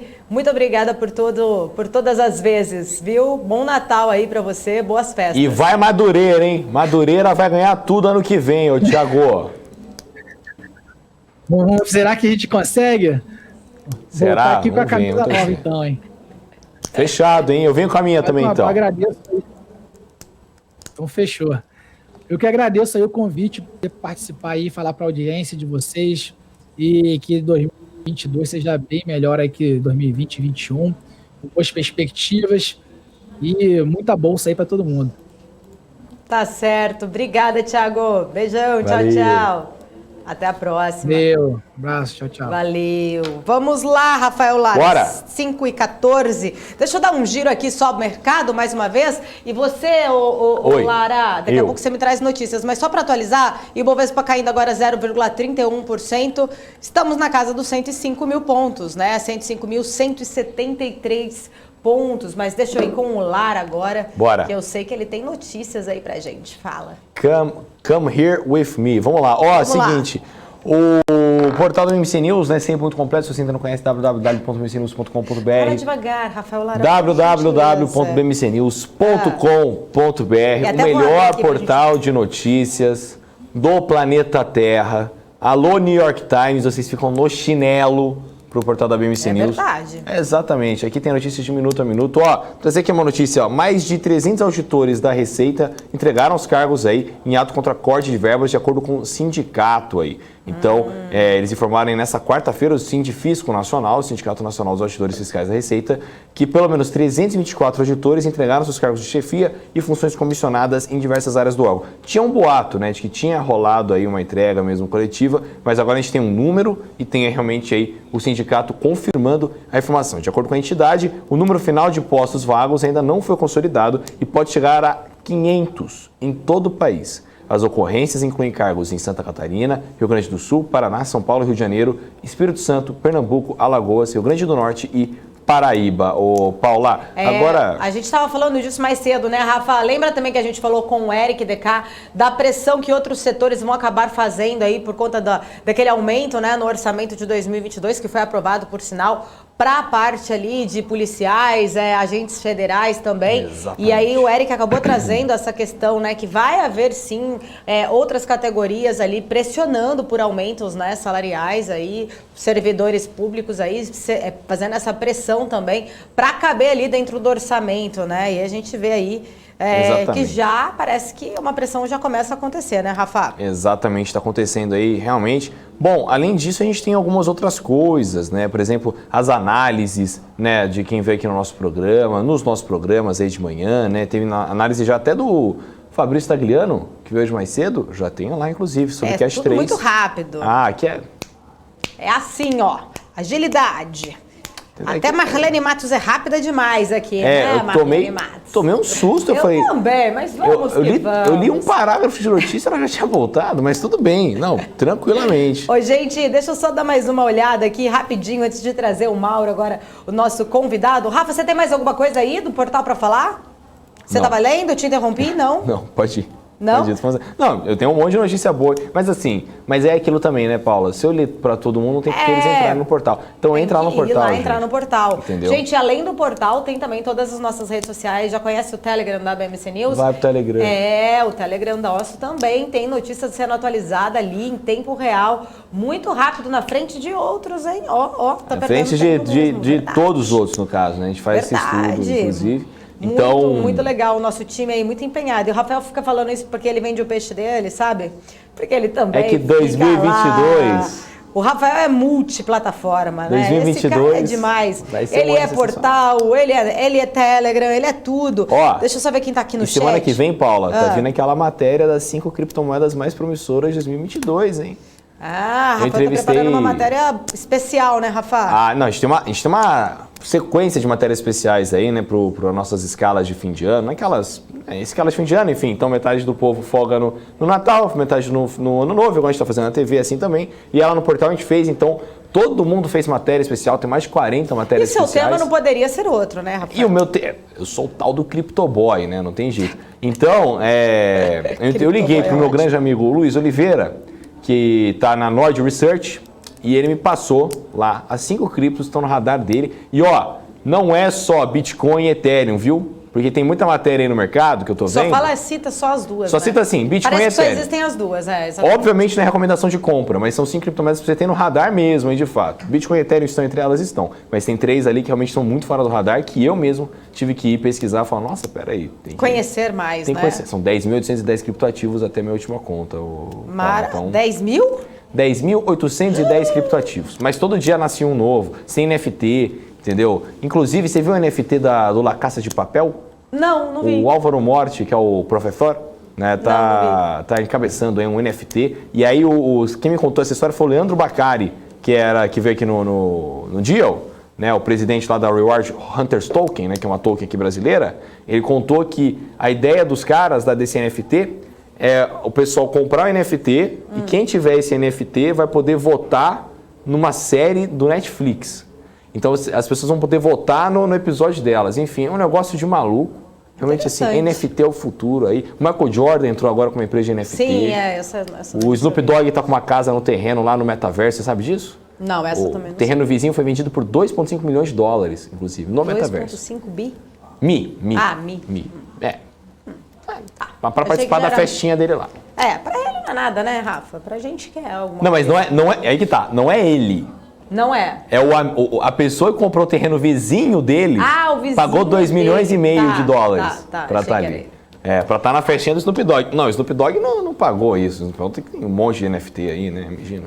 Então. Vamos lá, gente. Vamos trazer aqui o nosso próximo convidado. Já mandem também suas perguntas, sugestões aqui do que vocês gostariam que a gente abordasse. Agora chegou a hora da gente receber grande Mauro Morelli, estrategista-chefe da Davos. Sempre um prazer falar contigo, Mauro. Bem-vindo mais uma vez aqui à BMC News. Boa tarde. Boa tarde, é um grande prazer estar com vocês, como sempre. E muito obrigado pelo convite. A gente que agradece. Mauro, temos vários assuntos, né, para conversar contigo, mas eu queria já aproveitar, né, a gente tem falado muito exatamente, ultimamente, em questão de inflação, curva de juros, a gente sabe o quanto a inflação afeta a curva de juros, tanto nos Estados Unidos quanto aqui no Brasil, e a gente sabe que isso também, de certa forma, acaba afetando muito a Bolsa, muita gente acaba, né, deixando um pouco mais da renda variável, tentando se posicionar, se realocar em outros ativos, mas de uma forma em geral, eu queria entender a sua visão, né? Como que você enxerga a questão do agravamento da inflação, se isso realmente os investidores vão sentir mais, será um ano mais difícil 2022, quais setores, quais ações que você acha que vão sentir mais exatamente isso? Olha, a inflação, na minha opinião, é o ponto mais importante do ano de 2022. É onde vai ser decidido, o campo onde vai ser decididos as movimentações dos bancos centrais e, por consequência, crescimento da economia, bolsas internacionais, ativos, e isso vai refletir no Brasil de uma maneira bastante clara. Então, se eu tiver uma bola de cristal, ou se eu tivesse uma bola de cristal e pudesse fazer uma pergunta para ela, aquela bola preta que a gente faz no final do ano, né, fazendo uma pergunta, eu olharia e falaria assim, quanto vai ser a inflação americana e europeia em 2022? Porque a partir daí a gente ia conseguir traçar um cenário muito mais claro, muito mais preciso.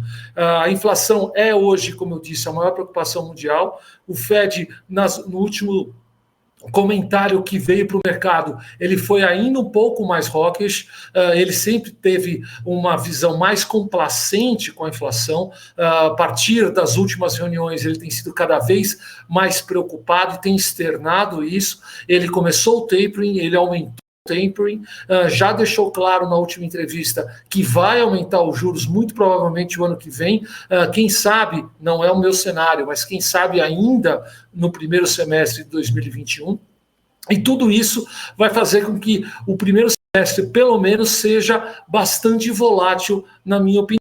E para quem está no Brasil como nós, ainda vai ter um tempero maior e mais forte, que é a eleição, que só vai ser resolvida no final de outubro. Então, ou melhor, no final do ano, em outubro.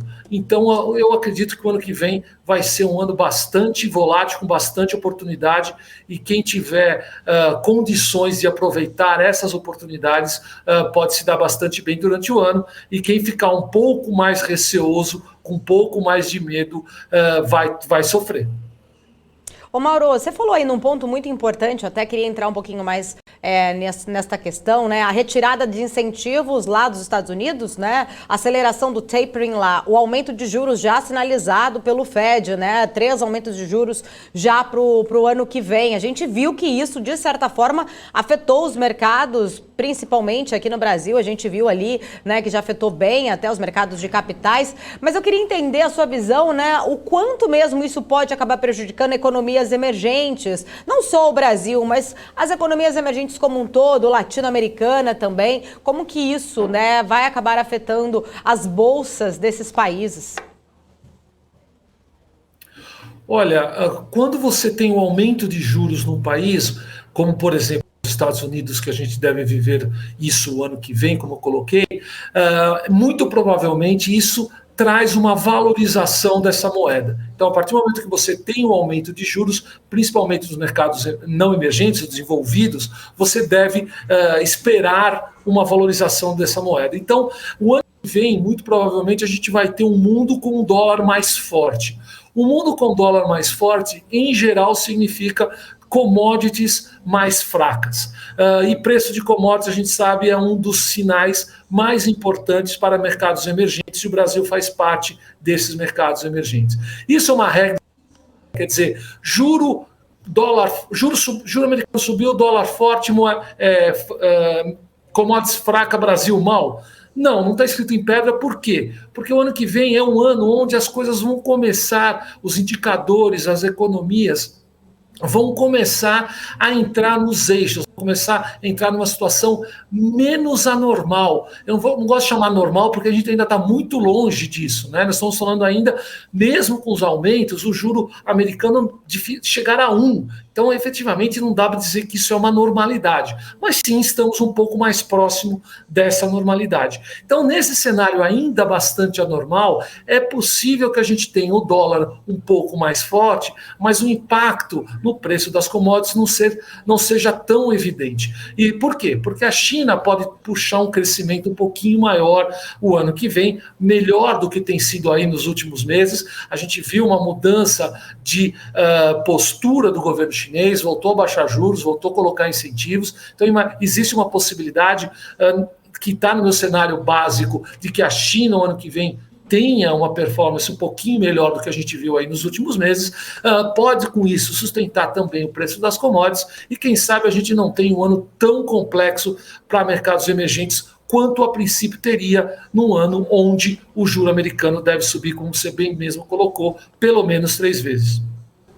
Você falou aí também dessa questão de China, né? Eu hoje mais cedo estava conversando aqui na nossa programação também com outros convidados e aí veio a questão justamente bem na hora ali. A gente trouxe, na verdade, primeiro o PIB dos Estados Unidos, né? A gente teve hoje aí o PIB mostrando um crescimento de 2,3 no terceiro trimestre, veio ali um pouquinho acima da projeção, que era 2,1, só que veio abaixo do trimestre anterior, que estava bem mais, 6,7%, né? E a gente está vendo notícia dos últimos dias da China, tirando lá também, né, baixando os juros para tentar fazer com que a economia volte.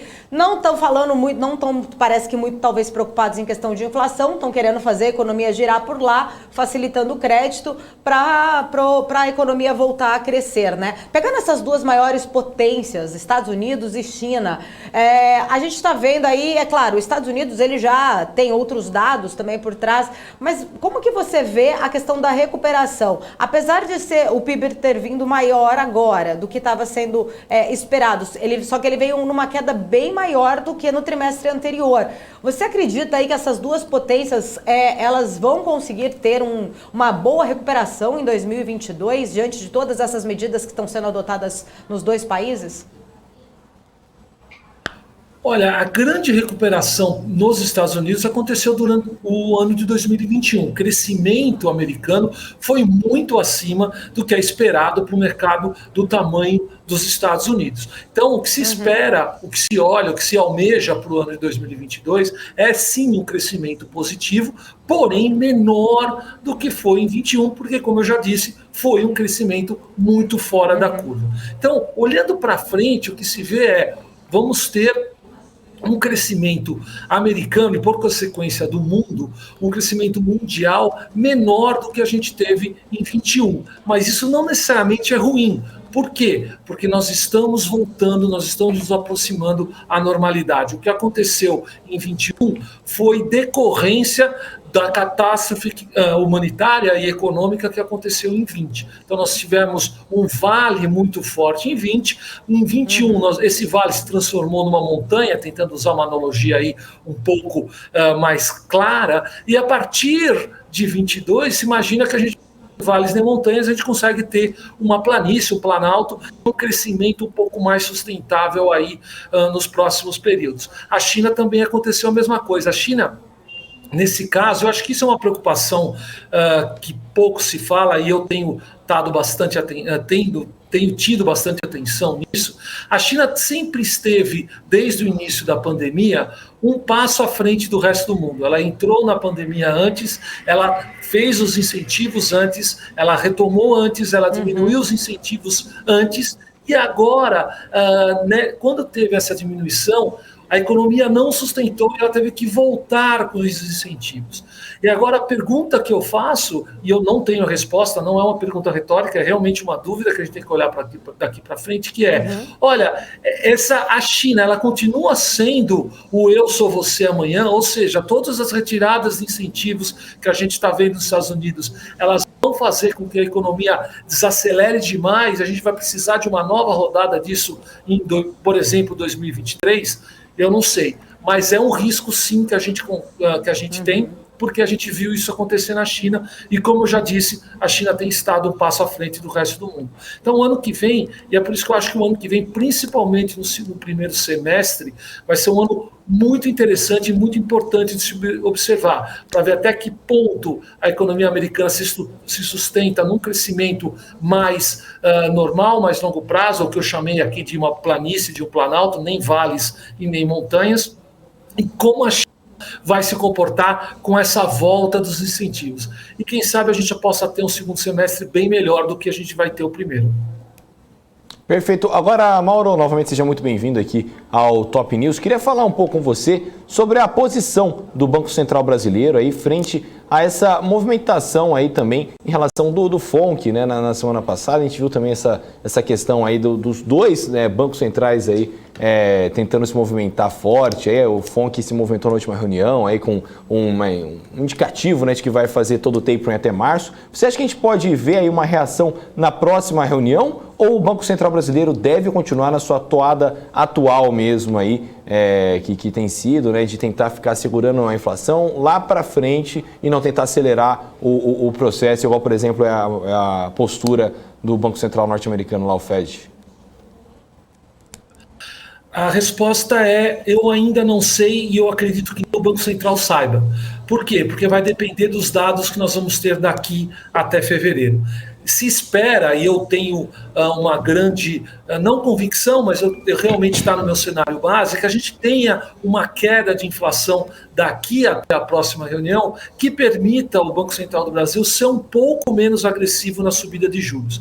Mas isso não quer dizer que daqui até lá ele vai diminuir a maneira que ele tem se comunicado com o mercado. Eu acho que nesse momento ele tem que se mostrar muito agressivo, ele tem que se mostrar muito nervoso, muito preocupado com a inflação, continuar, entre aspas, berrando, gritando, colocando a inflação como o grande bicho de sete cabeças, e na reunião olhar os dados e aí sim analisar e falar assim, olha, efetivamente a inflação está retrocedendo, eu consigo aumentar menos os juros e com isso o Banco Central consegue voltar a ganhar uma credibilidade importante e parar com uma discussão muito ruim, que é se o Banco Central do Brasil está ou não atrás da curva. E a partir do momento que ele consegue retomar isso, eu acho que a gente pode ter um movimento de juros menor. Mas daqui a fevereiro, acho que ainda, como eu tenho um economista meu muito bom, que ele diz, daqui até lá ainda venta e chove muito, e nós vamos ter que descobrir o que vai acontecer. Justamente. Agora, inclusive, mudando um pouco a perspectiva, né, a gente falou do Banco Central brasileiro, pensando um pouco no Banco Central norte-americano, né, lá no Fed. A gente acompanha aqui na BMC, né, 100% do tempo aqui, economia. A gente, inclusive, deu a declaração do Jerome Powell ao vivo, tá? Eu que estava aqui no Top News com a grande Débora Oliveira.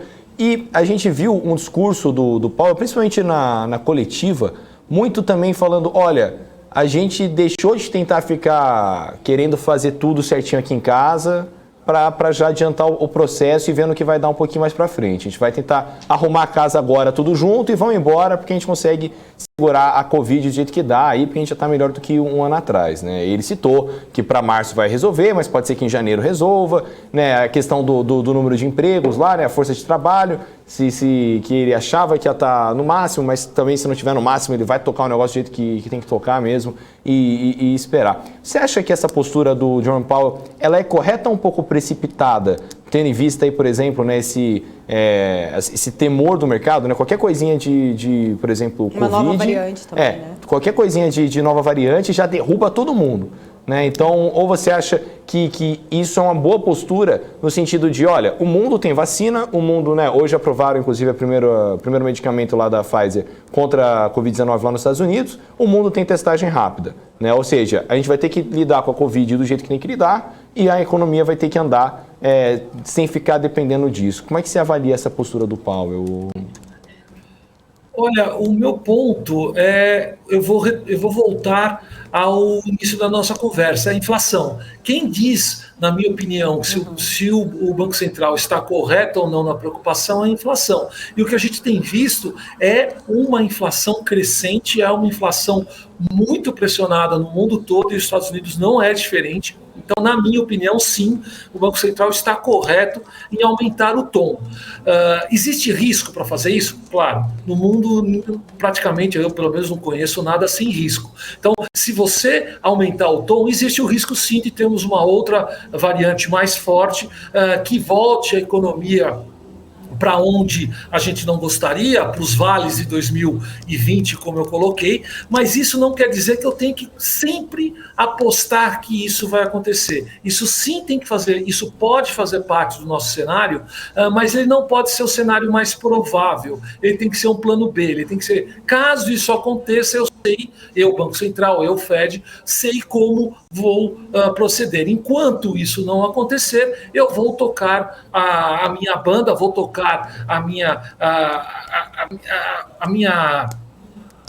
o meu dia a dia, até para saber como isso pode lidar. Onde eu quero chegar com isso? A inflação hoje está pressionada, a inflação em qualquer outra época da história do Banco Central americano, uma inflação de 6%, já teria feito o Banco Central americano ter juros muito maiores do que a gente tem hoje, quer dizer, lembrando, né, por mais que a gente queira defender e entender o que está acontecendo, a economia americana trabalha com juros reais negativos há muito tempo e agora o preço está chegando, que é a inflação.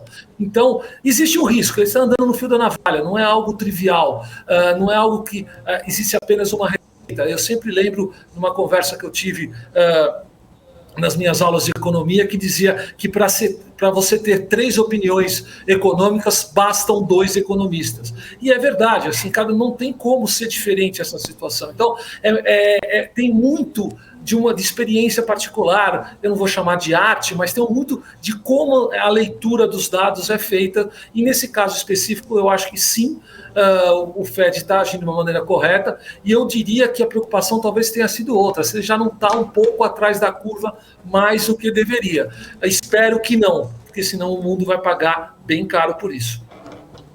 Maravilha, muito bem colocado aí, viu, Mauro? Ô, Mauro, eu quero fazer uma pergunta para você, mas deixa eu só atualizar o mercado agora. A gente está aí na retinha final. Antes de eu fazer essa pergunta para você, Ibovespa aqui caindo 0,33%, diminuímos um pouquinho, mas ainda estamos nos 105 mil pontos, tá? 105.151 neste momento. A gente ainda continua com o mesmo cenário aqui, entre as maiores altas e maiores baixas. Nas altas continua a GET 11, subindo 22,80%. Na maior queda continua a Rede D'Or aqui, caindo 5,76%, praticamente setor de saúde como um todo e também varejo aqui nessa queda, setor de educação também caindo bem durante essa tarde. A gente está aqui monitorando aí nessa reta final como que está o mercado. Eu só vou atualizar o dólar neste momento, queda de 1,46, R$ 5,66. Eu quero voltar agora aqui com o Mauro. Mauro, é o seguinte, né? O investidor, eu acho que assim, investidor nunca pode parar de estudar, tem que estudar todos os dias, tem que entender muito para realmente se antecipar aos fatos, conseguir realmente sair na frente, ter, né, bons investimentos, entender toda a dinâmica do mercado. E a gente viu que muitos investidores entraram na Bolsa nos últimos anos, passamos nos últimos 5 anos de 600 mil para mais de 4 milhões de CPFs na Bolsa, mas né, nos momentos de muitas quedas, de muitas volatilidades que a gente vê que o investidor sofre, né? Principalmente esses que estão começando no mercado de renda variável, e aí vem toda aquela questão, como me proteger dos fatores adversos, né? Então essa é a pergunta que eu quero trazer para você. A gente tem que olhar para o micro, a gente tem que olhar para o macro, a gente tem que olhar para fundamentos, a gente tem que olhar para N situações, né? O cenário mundial como um todo. O que você indica, né? Como proteger? É hora de, sei lá, de repente, não, eu preciso aproveitar melhor esses ativos, tem boas oportunidades, vamos tentar encontrar essas boas oportunidades, visando ali, né, tentar mitigar ali um pouquinho também as perdas para fazer, às vezes, um preço médio, renda ou fixa. outras, né? Ou renda fixa, enfim. Como proteger o seu portfólio diante de tantas situações? Temos um ano de eleição em 2022, sem esquecer disso também, né? O mercado financeiro traz sempre junto a volatilidade. Volatilidade é algo inerente ao mercado financeiro e todo investidor tem, de alguma maneira, a se acostumar com isso. Eu não consigo não dar exemplos que as nossas avós falavam para a gente. A primeira coisa que eu lembro que a minha falava é que o telhado se troca quando não está chovendo. Ou seja, eu tenho que comprar um hedge, eu tenho que fazer uma proteção quando o sol está brilhando, quando as coisas estão boas e não quando elas estão mal. Agora, numa situação onde a gente tem essa volatilidade, todo esse risco inerente, todas essas dúvidas, qualquer tipo de proteção é sim muito cara. Fica claro, na minha opinião, pelo menos, que o momento para esse tipo de proteção, que se chama de hedge, já passou. Então, olhando para frente, o primeiro comentário que eu faço para o cliente, para o investidor olha, quando você tiver calma, quando tudo estiver azul, quando tudo estiver tranquilo, pensa nos dias de hoje, pensa nos dias da pandemia e percebe como te fez falta a hedge. Então, vamos compor a sua carteira com algum tipo de hedge. E esse tipo de hedge pode ser opção, esse tipo de hedge pode ser uma posição de investimentos atreladas ao dólar americano, pode ser algum tipo de ativos atrelados à inflação. Você tem várias maneiras de ter esse hedge, não necessariamente um ponto só. O segundo ponto também que a minha avó falava era o famoso não colocar todos os ovos numa cesta. Trazido para o investidor diversificação. Diversificação é algo que tem que ser inerente a qualquer tipo de ativo, qualquer tipo de investidor, desculpa. E diversificação ela não é só entre renda fixa e renda variável. Ela é entre Brasil, Estados Unidos, Europa e Ásia. Ela é entre ativos indexados à inflação, a Selic, pré-fixado, compor uma carteira na qual, dentro de cenários razoáveis, possíveis, você consegue ter uma proteção, um raciocínio que sustente aquele investimento. E a partir daí, você consegue passar por essas turbulências com um pouco menos de preocupação. Preocupação vai ter porque volatilidade vai ter. O que acontece eu não posso perder o sono por causa disso, porque se eu estou perdendo o sono, isso quer dizer que a minha carteira não está condizente com o meu risco. Eu preciso ter os dois muito próximos. Não é fácil, não é algo do dia para a noite, tem uma curva de aprendizado importante aí, como você muito bem falou.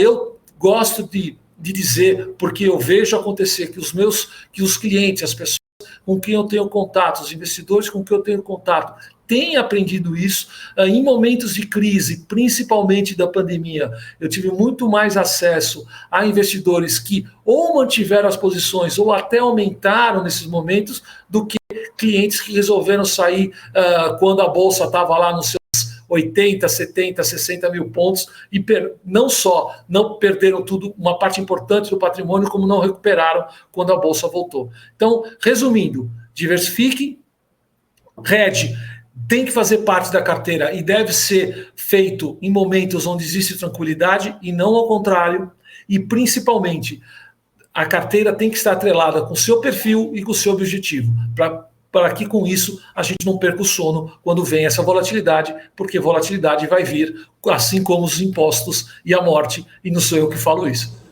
Ô Mauro, e deixa eu só falar uma coisa, um desafio maior, eu acho, é descobrir o seu perfil. Porque quando você vai abrir uma conta numa corretora, né, vem aquelas perguntinhas, aí você fala, não, eu sou arrojada, né, eu gosto, não, eu quero ter maior rentabilidade. Aí quando vem no bolso a primeira queda, 5 meses de um Ibovespa em queda, você amargando um prejuízo ali, não prejuízo eu falo num sentido assim, quem não realizou não é o prejuízo, mas você fica olhando ali teu número caindo, né? Aí você vai descobrir, eu acho, qual é teu perfil, porque até o teu perfil vai até primeiro prejuízo ali, até a primeira queda, né?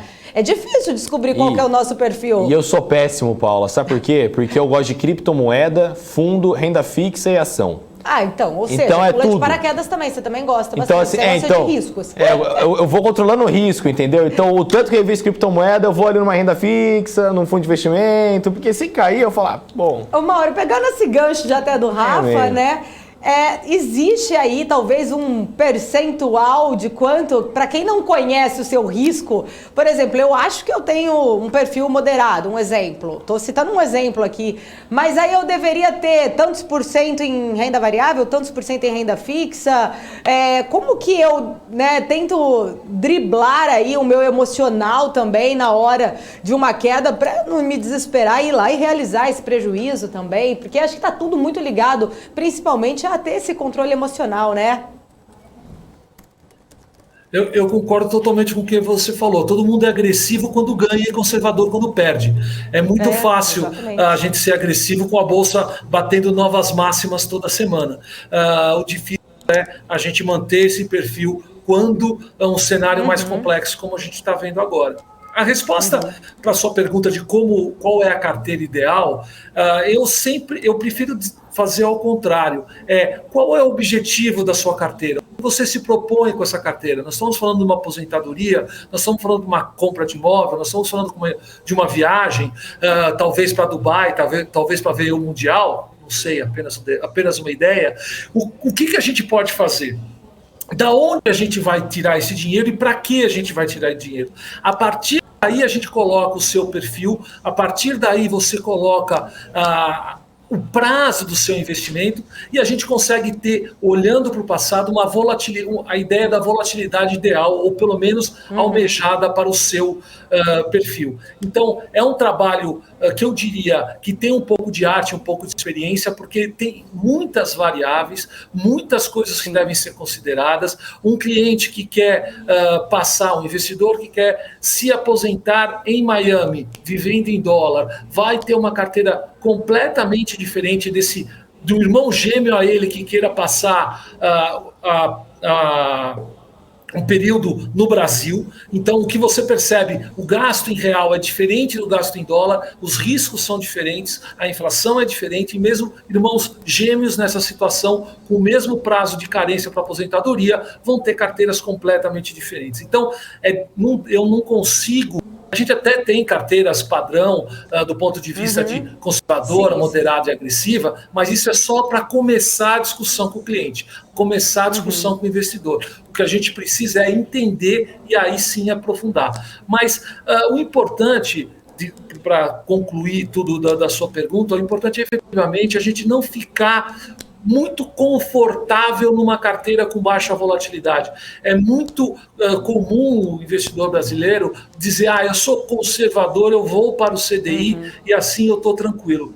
Isso é também uma grande perda de oportunidade daqui para frente. A gente pode ver que os investidores que podem ser mais agressivos, que têm mais longo prazo, têm, em geral, uma rentabilidade melhor, e essa perda de oportunidade também tem um custo.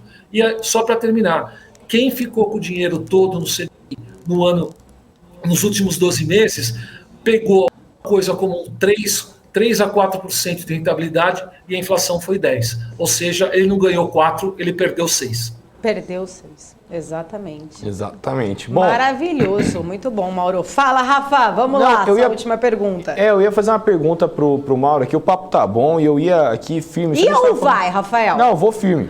Então vamos. Não, mas eu iria até 2022. Mas... tá. Não, mas é que a gente estava fazendo aquele exercício sobre o mercado, né, como é que ele está mudando em relação à postura dele. A gente tem visto aí algumas mudanças, por exemplo, no setor de tecnologia, né? A gente viu agora Facebook mudando para Meta, a Microsoft querendo inaugurar metaverso. Queria saber a opinião do Mauro, se com essa revolução que a gente está passando tecnológica, né, com a tendência cada vez maior de reuniões sendo feitas, né, por videochamada, enfim, por ambientes tecnológicos, isso pode acabar extinguindo alguns setores, né, ou alguns nichos de setores, como por exemplo o turismo de negócios, né, que, bom, se você vai poder atinge aéreas também. Que atinge aéreas um nível absurdo. A Azul, por exemplo, é uma das maiores do Brasil nisso. As aéreas, elas faturavam muito, né, com a parte mais de corporate. Turismo de negócio, até porque não só de baixa e alta temporada se vive o turismo. Né? Enfim, qual a sua opinião, Mauro? Olha, eu tenho discutido muito isso e esse exemplo das viagens de negócio é um deles, né? A nossa conversa aqui também, isso é claro, né? Eu estou na minha residência e estamos conversando como se eu estivesse no estúdio, isso é bastante importante. E a resposta a gente também tem que ser muito claro, quando a gente resposta simplesmente, eu não sei. E não saber é importante. E gerir o seu portfólio não sabendo de algumas coisas também é importante. Um exemplo que eu costumo dar também é muito claro que olha, o home office veio para ficar ou não? Eu não sei a resposta, mas isso tem um impacto muito grande nas lajes corporativas. Se voltar ao normal, a demanda é a mesma. Se o home office for, por exemplo, de 50%, a demanda vai cair, por exemplo, 50%. Mas, por outro lado, imagine que vem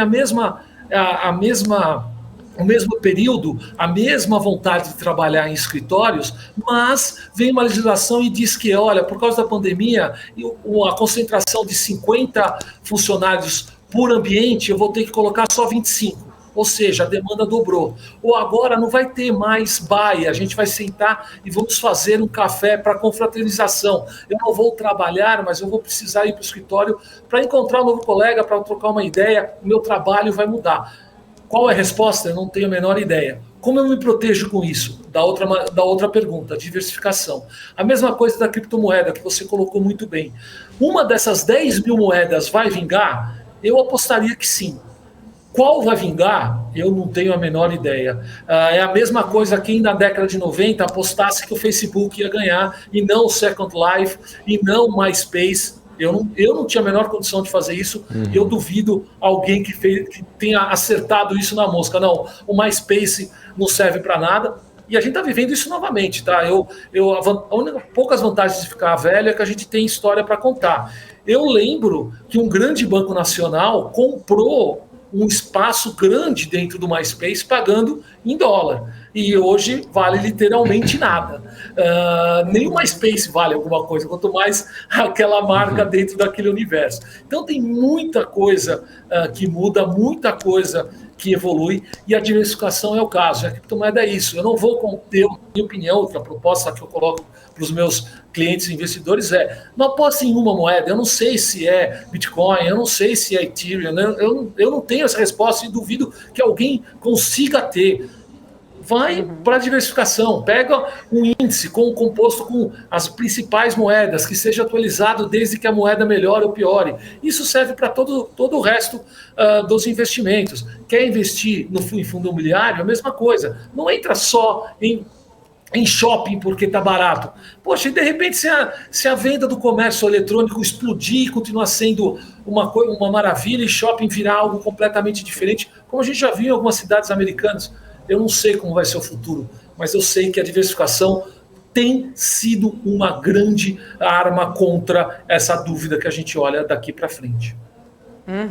Grande aula aí. Ô, Mauro, eu sei que eu falei pro Rafa que era a última pergunta, mas me deu um insight aqui de duas coisas que o Rafael trouxe, né? Criptomoedas e tecnologia. Pensei em Elon Musk, né? Um fanático pelas criptos aí, toda vez que Musk fala alguma coisa tem uma volatilidade muito grande, tanto nas criptos quanto na sua própria empresa, CEO da Tesla. Semana passada, inclusive, até acabei fazendo, né, um fechamento especial da semana numa reportagem aqui para o nosso portal, depois de uma entrevista sobre este assunto com o William Castro Alves, que é o estrategista da Avenue, na sexta, que a gente estava debatendo muito, porque desde que o Musk tinha vendido ali parte das ações, a gente viu que a Tesla, da semana passada, amargou uma queda de mais de 6%. Ela foi muito impactada também, não só pela venda das ações, mas também pelo aumento do anúncio do Fed de curva de juros para os Estados Unidos. A gente sabe que as techs acabam, né, sendo muito impactadas aí também com a questão do aumento de juros, mas a gente debateu muito sobre essa questão. Eu lembro que eu até fiz um fechamento aí sobre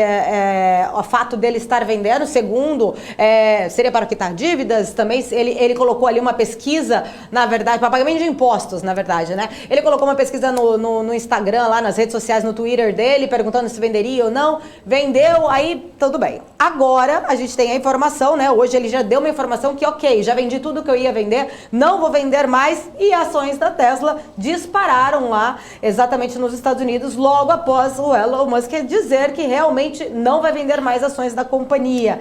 Eu queria entender um pouquinho a sua visão aí, exatamente sobre Tesla, porque assim, muita gente fala, Tesla tá esticada, já subiu muito, será que é boa ainda a oportunidade? Vai ter crescimento? Outras montadoras estão querendo entrar nesse nicho fortemente, ou seja, grande concorrência vem pela frente. Como que você enxerga aí o futuro da Tesla, Mauro? Olha, é uma pergunta de alguns trilhões de dólares e eu não consigo te responder de uma maneira muito direta. O que eu entendo é que a empresa ela tem uma vantagem competitiva interessante porque ela é reconhecida como uma empresa de vanguarda. Isso tem um valor importante, tem um peso muito importante. Mas eu também não consigo entender, e aí como investidor, não estou nem falando como profissional, mas olhando para o meu próprio portfólio, é que apesar dela ter toda essa vanguarda, esse reconhecimento, o que impede que outras empresas simplesmente copiem o carro dela? Quer dizer, não é uma tecnologia patenteada a ponto que não seja algo replicável. Então eu tenho uma grande dificuldade... Inclusive ele é contra patentear, desculpa só te interromper, mas ele é contra patentear, né? O próprio Elon Musk é contra patentes, só para complementar. E o que eu acho ótimo do ponto de vista do consumidor, né? Acho que isso deixa o preço do ativo mais atrativo. Mas, de qualquer maneira, o que eu gosto, assim, eu tenho uma certa dificuldade, mais do que isso, né? Um certo preconceito de olhar um investimento aqui do Brasil de empresas internacionais. Eu acho que a gente, como investidor local aqui do Brasil, a gente talvez tenha alguma vantagem em comprar Petro, Eletro, Banco do Brasil, Itaú, porque a gente está nesse meio ambiente. Mas quando a gente olha para fora, quando a gente vai falar de Google, quando a gente vai falar de Tesla, quando a gente vai falar de Microsoft, é muito difícil a gente dizer daqui que o preço está certo ou está errado, onde o mundo todo analisa aquela ação com lupa, com projeções, profissionais absurdamente bem pagos que fazem isso 24/7, analisando as empresas. Então, eu costumo, e mais do que isso, eu faço no meu portfólio e recomendo também para os meus clientes investidores que invistam em fundos que tem uma diversificação. Então eu não vou comprar só a Tesla, eu posso comprar empresas de tecnologia como um todo, eu posso comprar um índice como um todo, que tem a diversificação, que é algo extremamente importante, como a gente já falou. Desculpe ser repetitivo, mas é algo que realmente é bastante importante. E também um investidor, um gestor, um profissional que é pago, que conhece e que se aprofunda, que vai à empresa muitas vezes, que conhece a gestão da empresa, que fala com o CFO, que fala com a gestão de compras, e aí sim consegue ter uma opinião mais embasada desse investimento, dessa empresa e desse investimento. Então, eu prefiro sempre, e quanto mais distante da minha realidade tiver esse ativo, mais eu vou querer contratar um gestor, um profissional para me ajudar nisso e não tentar adivinhar daqui. Tá certo, maravilha. Obrigada aí pela explicação. Rafa. Oi. Quer fazer mais alguma? Podemos encerrar? Vamos embora, senão... Então vamos embora. Mauro, recado final só pra gente então encerrar. Em primeiro lugar, quero te agradecer por sempre estar aqui com a gente. Muito obrigada. A gente, nossa, né? Estamos muito felizes aqui, a BMC News, a partir do ano que vem. Vamos dar um passo aí muito importante. Vamos para as TVs fechadas. Então, outros países também já estão querendo colocar o nosso sinal no ar. Muito legal. E a gente sempre fala para todos, né?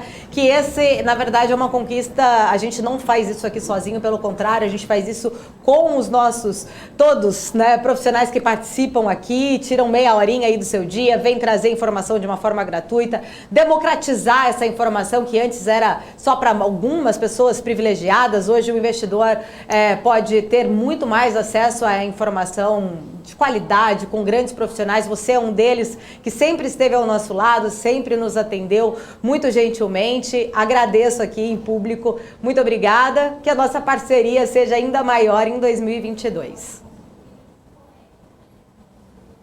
Muito obrigado, como sempre, pelo convite. Estou à disposição. Realmente é um grande prazer trabalhar, conversar com vocês. É um momento muito legal e é o que eu gosto bastante. Um grande ano para todos nós e espero encontrar com vocês ano que vem. Amém. Valeu. Obrigada. Boas festas. Tchau, tchau. Valeu. Tchau, tchau. Rafael Lara, faltando Oi. aí um minutinho. Vamos ao último, o giro. Será que aqui tá atualizado aqui o meu? Será? Acho que sim. Deixa eu só dar uma Let's atualizada see. aqui. Ibovespa ali, 0,31 de queda, é isso, Rafa, mesmo? 0,3, 105 mil... Quanto? 0,3% de queda. Sim, 105.175? Isso, 105.175. 105.175, certo? Isso. Aqui o meu tá apontando isso também. Tá, eu acho que o meu tá certo aqui também. Bom, é isso, né? Perto É da lateralização, né, mesmo? Né? De qualquer forma, porque Tá. pode errar aí por alguns segundos, né, um pro outro, mas assim... Tem uma leve correçãozinha também depois, né, mas Uau, assim, peraí, realmente deixa um eu dar uma mercado um olhada pouco aqui. lateralizado, né, ô Paulo? Você pega aí sessão de ontem, sessão de hoje mesmo, realmente um mercado que tá meio ressapiado. Talvez o pessoal esteja só de férias mesmo já, né? né? O fluxo é menor mesmo nesses dias. Deixa eu só então para finalizar aqui Manda através bala. do nosso mapa do calor, Profit Pro da Nelógica na tela, GET11 ficou entre as maiores altas, 23,40%, né? Cash 3 também conseguiu aí, olha só, 6,45 de alta. A gente tem aqui Bepan 4, 7,97 de alta, Embraer 2,29, Elet 6, 2,07, Bepac 2,20, Elet 3, 1,91, a Gol também aqui 1,53, Soma 2,69. E aqui nas negativas, nas baixas, a gente tem aqui Redditor em queda 5,45%, Magalu 3,89%, Netco caiu aí 3,65%, Apvida 3,59%, Grupo Intermédica GNDI caindo aí, caiu 2,58%. Também temos aí agora Cogna 2,36% de queda, Pão de Açúcar 2,30%, Lame 4 2,03%. Olha aí o comboio do pó, como diz Alexandre Cabral. Cogna, IRB, tá tudo aqui. IRB em queda 1,48% aqui também, Ipera caindo 1,39%, Via 2,17% de queda, Marfrig também caindo aqui, caiu já, fechando aí já são 18h01. Passamos do horário, Rafael Lara. Passamos, Marfrig 1,72 também de queda. Esse é o cenário, então, que se encerra esse Bovespa no dia de hoje, né? Amanhã É isso. no pregão antes do Natal. Rafael Lara, alguma outra notícia importante aí que podemos Pô, a gente tem um monte, passar antes do nosso tchau? Tchau. Tchau. Melhor eu ir tchau. Bom, Deixa eu a gente- ver aqui Olha que interessante na minha aqui. tela. Tem uma matéria Fala. no portal, Paula, você não combinou isso não, né? Mas Eu não tô nem sabendo o quê. sobre justamente as ações terem disparado aí, as ações da Tesla. Meu amor, É o faro, né? enquanto você tá indo, eu já estou voltando. Você foi lá e leu. Eu já tinha aberto o portal. Foi lá Eu e vi leu. que era a última reportagem nossa do portal. Você vê Por como é isso que eu sou falo ingênuo, que quem né? olha o portal sai na frente. Eu já vi que era essa notícia, por isso que eu fiz a pergunta. Você vê como é que eu sou ingênuo, né? Falei, nossa, a Paula teve um Desculpa. faro agora que a gente tá sincronizado nessa empresa e tal. Não, meu mas amor, ela foi mais assim, ligeira. ó, já vou te falar, sou ligeira. Eu não deixo de olhar o portal por um certíssimo. segundo, eu vou atualizando. Vi que era a última notícia, lembrei, caiu com o que você estava falando, né? Você falou em criptomoedas e você falou em tecnologia. Não, e na hora Aí eu falei... lembrei da minha conversa da semana com o passada Will. com o Will, das ações estaristicadas. Eu falei, vou fazer a pergunta pro Mauro. Mauro, porque depois Rafael Lara consegue encaixar na reportagem do portal a opinião do Cara, Mauro. Paula, é por isso que eu sou seu fã, entendeu? Pensa lá na frente, Rafael Lara. Você pensa lá na frente, visionário. Quando você tá indo, eu já fui, já voltei. Já foi, mas muito mais rápido. Eu tenho o dobro da sua idade, Não né? tem jeito. Oi? Eu tenho o dobro da sua idade, É verdade. meu amor. Não é Pior que verdade isso não. Não é verdade isso não. Não é, Tem né? 33 anos. Quê? Você? Não, você, eu não. Eu eu tenho 20. 33? Sim, óbvio. Maravilha. Obrigada. Você tá querendo, né? Você tá querendo ganhar aí um panetone, o peru do Natal, né? Que Tudo isso? bem. Vou falar. Frango. Que elogio falar que eu tenho 33 anos. Não, né? que isso. Agora... Muito obrigada, fico muito feliz. Né? Não, e pior que teve alguém aqui falando que a Débora tá linda. Gente, O sou cara- eu, Paula. O cara vai Não sei tão se o elogio empolgado foi no pra mim ou se elogio. Foi pra Débora, calma. Não, e ele tava firme no Débora. E eu Ele assim, falou Débora Paula, 5 vezes. E assim, Aí eu Paula, assim, será fala que é pra gente. mim ou é pra Débora? Eu tô assim, tô na Mas dúvida. também um né? beijo pra Débora, outra pessoa maravilhosa. Beijo, linda, Débora. Sensacional, mas que não tava aqui hoje não. É a Paula, É, poxa vida, a que altura do isso. cabelo é um pouquinho só diferente, né? Mas tudo bem. Pois é, verdade. Tudo bem que ela é linda, tudo bem. Não, vamos são lá, todos vamos lindos, lá. gente. Somos todos lindos, né? Para entrar entendeu? aqui tem que passar no teste, né? De que sim, tem que ter. Beleza. Não, a gente né, passa no teste de beleza, mas no Brincadeira. psicotécnico não. Psicotécnico se eu psicotécnico passar, não. não tem. Eu já não tem, falei, não. já avisei o RH dessa empresa. A gente tem que começar a fazer psicotécnico, se a pessoa passar, ela não vem pra BMC, não. Tem que ser zuretinho, entendeu? Tem Só que, ó, crazy. só Pode gente não maluquinha nessa ter, que empresa. não parece. Relaxa, Paula. O quê? Os 33, Rui? Não parece que eu tenho mais? É isso. Muito obrigada. Exatamente. O Rui sabe da minha idade, né? Bom. Vamos lá, deixa eu falar tchau aqui pra esse pessoal. Gente, amanhã eu quero todo mundo aqui, hein? Pelo amor de Deus, nosso último plantão de Natal. Olha, aqui. vai ter gorro, Sejam hein? todos. Vai ter o quê? Gorrinho de Papai Noel, não é?